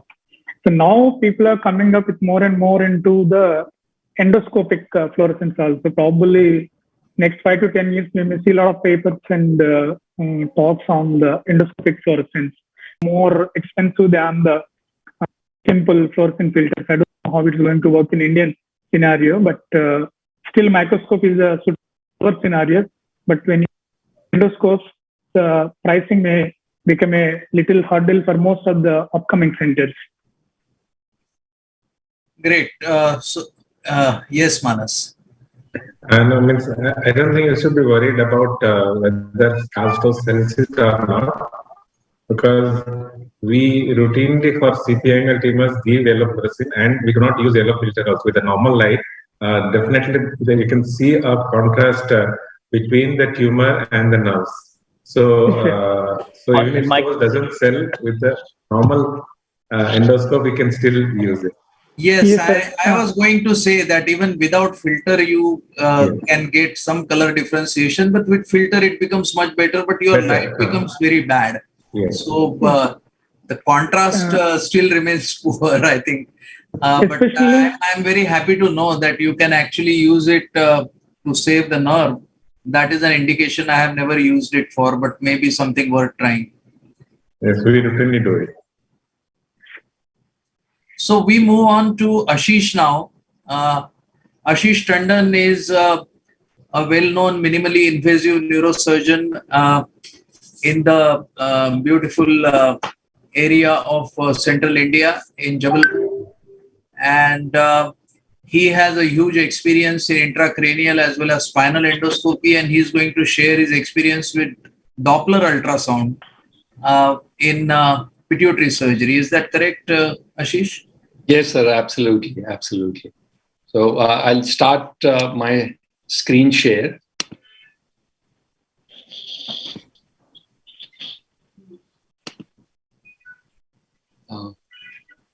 Sir, extremely thankful for this opportunity and appreciate your words, sir. It's been a gamut of tools that we have seen today, and I'm quite amazed with the technology that we have in our hands. But Doppler is a very simplistic tool, and there is hardly any learning curve to it. So let me first start with a case. All of these cases which I have got, or maybe a few cases that I've got here, are large to giant tumors, and wanted to share how important this tool can be. So this is a cellular supercell. You can put on to play actually. Oh yeah, sure. Is that okay?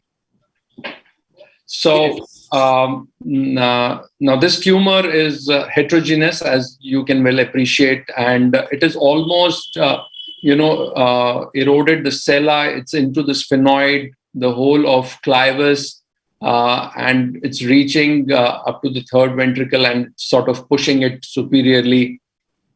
This is how it appeared on the coronal sections. Would like you to just focus on the vessels around. And this is how it appeared on the axial, the carotids being really pushed laterally. This is the post-op scan, good excision that we could achieve. And this is the coronal this is the almost immediate post-op. So as far as classification is concerned, we know about the size, but I would like to draw the attention of the audience to the NOPS grading. And, NOPS basically is one of the earliest gradings and sort of focused more on the relationship of the tumor with the carotids. And when we are dealing with large to giant tumors, and when we need a huge exposure, we need to study the extent of the tumor, and that is where perhaps Doppler comes to play, where we can, sort of give a huge, wide opening and being relatively safe. So I'll quickly share this video. This is endoscopic excision. This is a large tumor patient coming with headache and visual deterioration. No hydrocephalus as such. A huge tumor, again, reaching back up to the basilar. The carotids at the side, but literally being pushed. I'll take you to the main part. Sorry.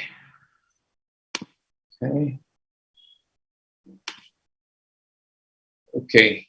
So here I am basically opening up the sella, and once a basic work is done, then this is where I get in the Doppler. So I confirm, especially at the not just the superior part, supralateral, but I try to push up to the lateral extent and inferior as well, because the carotids can be injured.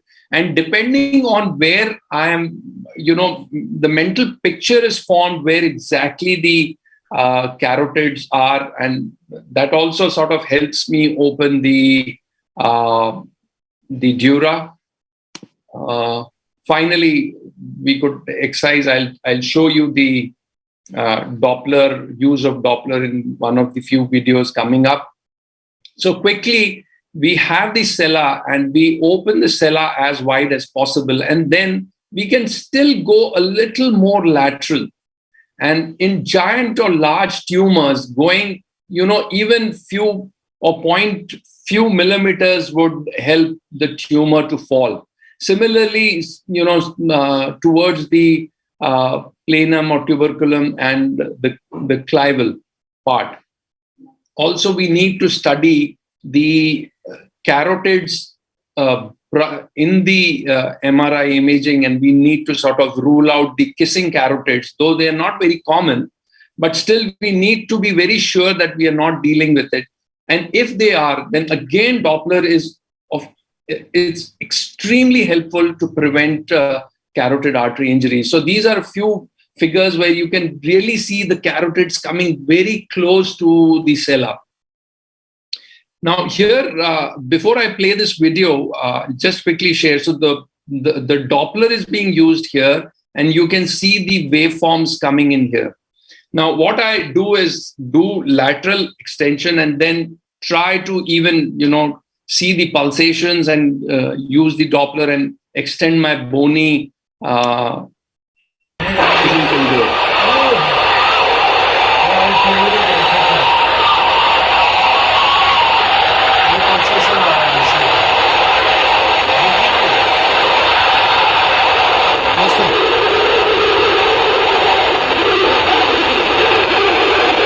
as you can well appreciate, I've gone onto the right side absolutely till the cavernous sinus. And, when I'm using the Doppler again and again, I'm more confident that I'm not going to injure the carotids.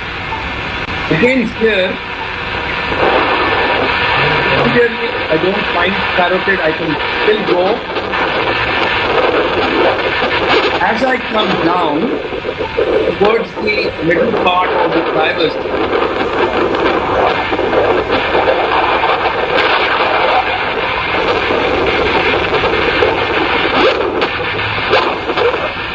I start finding the carotid and its pulsation.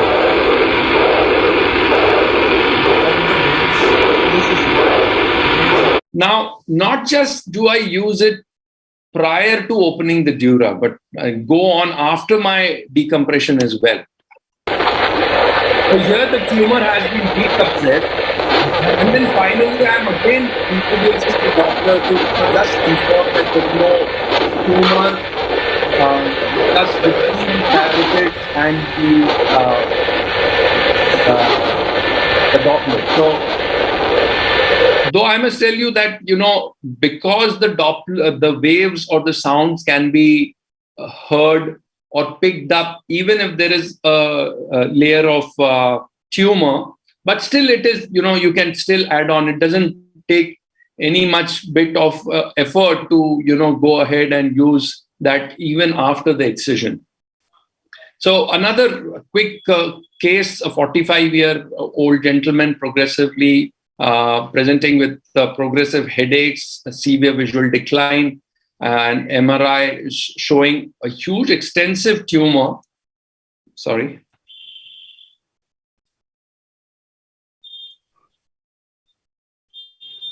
So again, extensive tumor eroding the sella, encroaching to the sphenoid, eroding a lot of part of the clivus. But what I would like to draw the attention in this case is, it has really gone lateral, abutting almost the temporal lobe in here and in here as well. And so so this is the part where it is moving towards the clival carotid. And there you need to be much more cautious.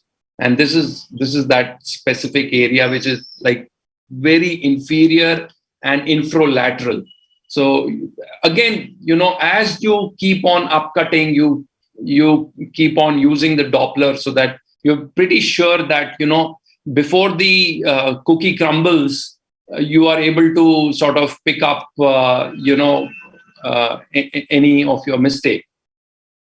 So as in this case, you can well appreciate it's all the clivus is eroded. The tumor is almost up to the basilar in here. And this is the radical excision that we could achieve. Again, Doppler is an aid, and it's just one of these smaller but important tools to achieve such a radical excision. But here, this was the remnant, this was the remnant that was left after all that excision. And this was near where the carotids were moving laterally and inferior.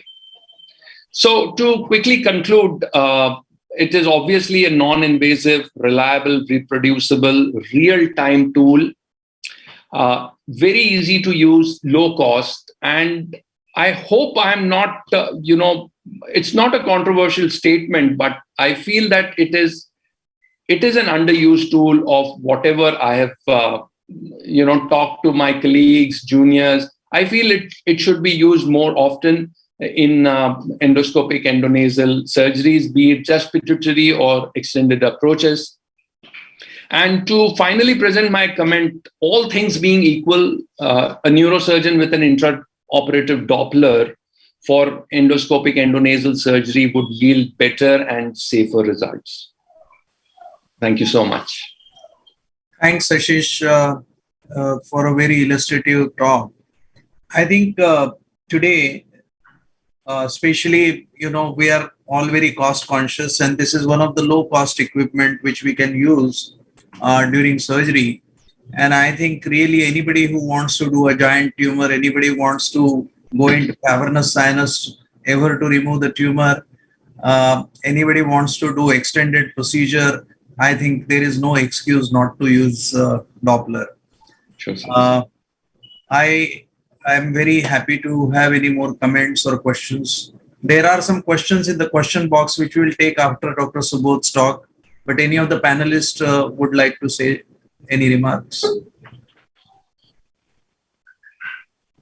So my this it has great dissecting for also like we go into the. You hear me? I'm sorry, sir. I missed you, sir. Dr. Ayadurai, your voice is not coming very clear. Is it clear, sir, now? You are much better. Yes. Yes. So I said like now during the surgery, like when we go into the cavernous sinus, it can be used as a great dissecting tool also. Like now this can be used as a dissecting tool to like identify the carotid and then dissect off the tissues too. Like one of the uses of this. Like people do with intraoperative monitoring probe. You can. No, but sir, I would like to sort of being again cost conscious. You know, this Doppler probe has its own life. And what we know that after 25 to 30, 35 cases, you need to change the Doppler. So I would be really very cautious while using it. Ashish, actually this probe is a bit malleable. Okay. Forceful usage may cause the damage to the probe also because it should be a gentle surface marking tool rather than a dissecting tool because it's quite easily been broken, and especially when you're giving it to the staff also they should take care of this one because they put it into any standard equipment, this tip of the probe going to damage and you don't get the proper noise which you differentiate between the wave pattern and the noise because of the suction and all those things. Yeah, so using this that Ashish you take out your suction 20 cases. We usually use it for 5 or 6 cases and find it not so sensitive after that. After that, yeah. Dr. Dev Pujari sir, do you use it in all your cases, endoscopy pituitary cases? Whenever I am going to do a case where I'm thinking of, either the lie of the carotid is different or I have even microadenomas, I use it if the microadenoma is, in the C or just behind the carotid. So I use it quite regularly. And all extended approaches. All extended approaches, I think, is absolutely necessary. In a redo, I think it is a mandatory, sir. So we move on to the last talk of the day. Subodh has his flexible scopy to, mesmerize us for the next 12 minutes.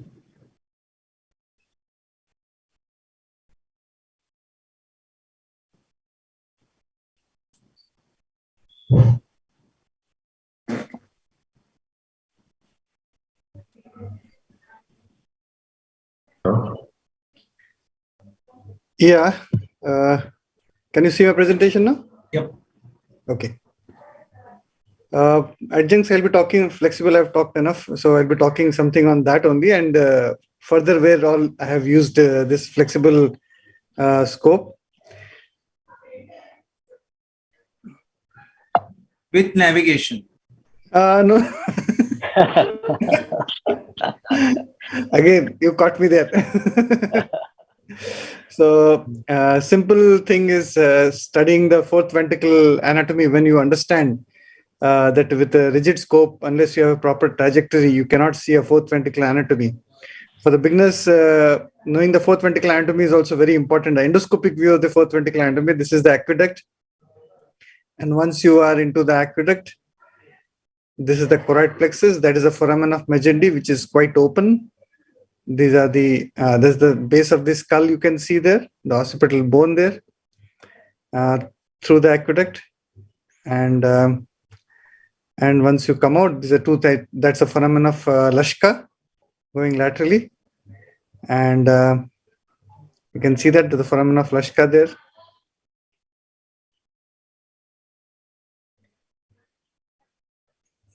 So, and both the sides foramen of Flushka it could be seen. And once you are coming out, you can see that those are the colliculus, the superior and the inferior colliculi. The beautiful anatomy of the fourth ventricle, which can be good appreciated with the new endoscopes actually. Mine is only just few cases which I will be presenting. And these things I've already presented, posterior fossa arachnoid cyst abutting into the fourth ventricle, causing hydrocephalus. So a standard third ventriculostomy followed by a flexible endoscopy to go into it and quadratize the cyst. I've published enough on this. And I think the books also have been written a chapter in this endoscopy book on flexible endoscopy, in the endoscopy by Dr. Sharma and Dr. Yadav. So, but when you have this in your armamentarium, you have it, you know where to use it more and more. There are some more cases of same, the posterior fossa arachnoid cyst bulging into, this is a post-op scans after this. This is a retrocerebellar arachnoid cyst causing hydrocephalus. Again, this was more challenging because we had to go transforaminal, transaqueductal, transmagendal. The sole reason we could not do a third ventriculostomy was the prepontine cistern was very narrow to do a third ventriculostomy in this case. And even if you do a third ventriculostomy also, the cyst has to be taken care of. Either you put in a shunt or you do a cyst marsupialization in this case. So this is the cyst after you have passed the foramen of Magendie. You can see the arachnoid cyst here. With a flexible monopolar, initial days we used to use the flexible monopolar. Now I do use the laser more often because the laser can pass through the flexible scope also. And this is the cyst. This is the pica which you can see very well.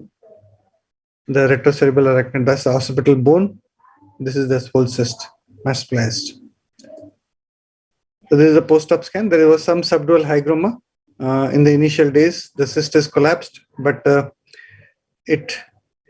subdural, nothing was to be done. It gradually, because she had a large head, so the subdural and the large hydrocephalus, so the subdural hygroma persisted for some time. No other intervention was done for her. Similarly, another case of same posterior fossa arachnoid cyst where we could not do you can see the very, very narrow prepontine cistern. And so in this case, we could not do a third ventriculostomy. In that case, we could do a third ventriculostomy, so nothing was done. In this case, we could not do a third ventriculostomy. So once we had marsupialized this cyst with the monopolar, then we placed a shunt into the cyst.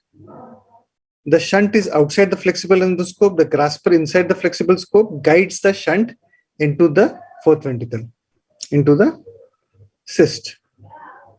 So once you are through the aqueduct, you go through the foramen of Magendie and place the flexible scope is guiding the shunt in this case. Yeah. So you find the cyst there and place it inside that. So you can see the post-op X-ray where the shunt catheter is there and it's connected to a routine VP shunt in this case. This is another case for a retrograde TBM child at the end of 3 months. The child was undergone a VP shunt for a TBM with hydrocephalus at the age of 3 months. Now the child is 13 years old and has a trapped fourth ventricle. Here we cannot go for an antegrade endoscopy because the lateral ventricles are the lateral ventricles are good, shunt is functioning well and the lateral ventricles are well collapsed. So in these cases, we thought of doing a retrograde, a small suboccipital craniotomy, and through the foramen of Magendie, we pass the scope and open the aqueduct here. So it's a retrograde type of fenestration of the aqueduct, retrograde aqueductoplasty in these cases. So this is the post-op scan. The patient is in follow-up for now almost 2 years now and is doing well in these cases.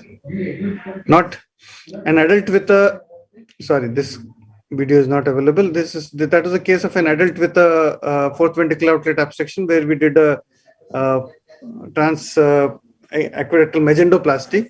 Again, in this case, we could not do a third ventriculostomy. If you can see, appreciate here, the prepontine cistern was very narrow and the basilar artery was very prominently seen. This is quite some time back.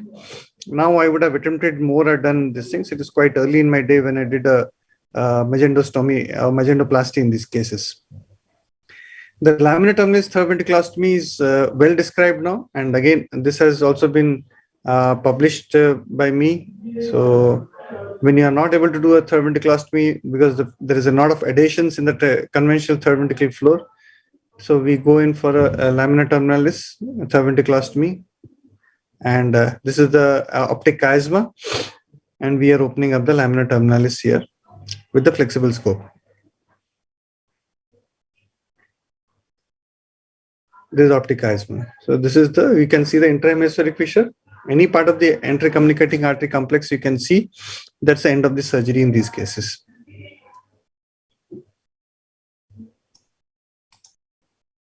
So this is the post-op MRI. You can see opening in the laminar terminalis in this case. Another usefulness of a third ventricle flexible scope is doing a biopsy from tumors in the posterior third ventricle. One of the most useful indications where I found out is taking a biopsy after doing a routine third ventriculostomy. And in some cases, you can do the biopsy first, and in some cases, you can do a third ventriculostomy first. But ideally, nowadays, I prefer to do the biopsy first. Once the CSF is clear and fluid is clear, then I go ahead and do a third ventriculostomy. This is a flexible scope being negotiated. The same burr hole, precoronal burr hole, after doing a third ventriculostomy. This is a tumor. You can see here. You can take multiple biopsies from that. One of the very good indications of using a flexible scope. Now, how do I use it in colloid cyst? Colloid cyst, again, a routine excision. After we have done the routine excision of the cyst, aspirated, the residual cyst which is there in the wall where we are not able to remove. So in those cases, I use the flexible scope along with laser to fulgurate all these things. They become completely scarred. Then I can remove it piecemeal actually with the flexible scope. So there is another use of a flexible scope to whenever it's in the roof of the third ventricle, I'm not able to see that. And I know that it's not a complete excision. So that residual wall which remains there, I just use a flexible scope and a laser to fulgurate that. So this is a multi-septate hydrocephalus. You can see here, you can appreciate this case. So no rigid scope, no navigation is going to take care of all these things. Post-infective case. And we tried doing with this thing first with the rigid scope, whatever we could do. Then we introduced the flexible scope. We did a number of, you can see the number of openings which we made actually by passing the flexible scope. One is we are coming from in out. There's the second. This is a third. So we go from one cyst to other. We use the laser for that to opening this. So you can go to with the flexible scope once you are inside that. So it's a 5 cyst walls, the septations. We opened one after the other with the flexible scope actually. And after that, the same method, we took a catheter and guided the catheter with the flexible scope into these openings actually. A short thing about navigation, it's for the beginners. So how to use a navigation in case of colloid cyst here. Not for experienced people who use navigation and these things. So this is a colloid cyst which we are going to excise. We place it laterally. How do you use a navigation here in this case? So once you have taken the navigation up above, now you make the projection. The targeted projection is marked here. And as you give a projection to the target, and as you introduce the scope inside, you ask your assistant to keep on decreasing the projection so as to keep the target constant. So this is a large ventricle, but in smaller ventricles, this is very useful for whenever you are doing a colloid cyst where you want to make an entry, lateral entry, grazing the caudate nucleus. This is very, very useful. So as my scope is going inside, my assistant is decreasing the projection, keeping the target constant. It's not robotic, it's just a manual handheld method actually. So it's a very, very simple method of keeping the target constant and keeping and advancing the endoscope inside. So you reach the target and your scope is inside. some amount of projection remains because the length of the axiom probe is slightly shorter. It's on 1.8 centimeters shorter than the scope. So we start with a small amount of projection. Now the scope is inside. You can see here, and then you can visualize the endoscope. So a simpler method of using a navigation and how to keep the target constant is my small message on that. And for multi-separate hydrocephalus, as I told you, use flexible scope. I use the navigation also constantly. These are all fibrous thick membrane. I don't think any CSF drainage causes any shift. And we have used it extensively. Like in this case of a redo, multi-separate is a dynamic process. The redo endoscopy where you are doing, the shunt was placed already. And these are the new cysts which are formed. So I take the scope with the help of a navigation and target the opposite side shunt. So on the way, what all things come, we keep on opening it. You can see one by one the cysts are open, and you can see through a wall the shunt is seen. So we open that up and draw the shunt into this cavity. So you have done a septostomy, and you have the same shunt. It was a functioning shunt. We didn't put another shunt is there, because these are all dynamic diseases. The multi-separate hydrocephalus post-infective one. So that's another way of using the endoscope, the flexible for multi-separate hydrocephalus, the rigid for the and the navigation to take care of these things. So similar other cases of multi-separate hydrocephalus where we have used navigation to use these things. There are some of the 2-3 indications where we use our navigation extensively in case of endoscopy. Thank you very much. That's all. A short presentation. Thanks, Subodh. Any comments from the panelists? Subodh, very interesting presentation. This one question is very interesting and very useful indication of flexible endoscopy is choroid plexus coagulation. Yeah, I did. I use the laser. I use the laser and the flexible scope both for extensively for this choroid plexus coagulation. Sometime back, I had presented a case of a choroid plexus hyperplasia where everything failed. So we had done exhaustive choroid plexus coagulation using the rigid and the flexible scope and the laser also for doing that. So it's a very useful tool. Yeah. Thanks. There are some questions in the chat box, how do you do evacuation of intraventricular hematoma? Any of these adjuncts are useful for specifically for this purpose? Like if it is a thicker clot, or does anybody use urokinase instillation, or does anybody use systemic irrigation? Users would work. I think there are some adjuncts we should probably discuss later on when we have this, bone shaver which Dr. Rohidas has created, transseptal pituitary retractor which Dr. Sharath has created. We have some experience with KUSA, so you can probably have another session later on. Yeah. One bone wax applicator which I designed, sir, which is accepted and due for publication in Urology India. Oh, excellent. So you already have a full webinar ready. Another one. But I think for the time being, let's, there are not many interesting questions. One question which has been asked, which is very pertinent to our, I think Manas has tried to answer it, but use of laser to perforate the third ventricular floor in inflammatory condition like tubercular meningitis. Have you ever tried it, and would you recommend it? Yeah, in tubercular meningitis, usually the floor is very thick, and in arrested hydrocephalus also it's very thick, and shunt malfunctions. So and most of them they are opaque. So that is why in post-infective hydrocephalus, normally we do a pre-op contrast scan to look for the thickness of the membrane in the sagittal cuts. And if it's thick, then usually use a laser.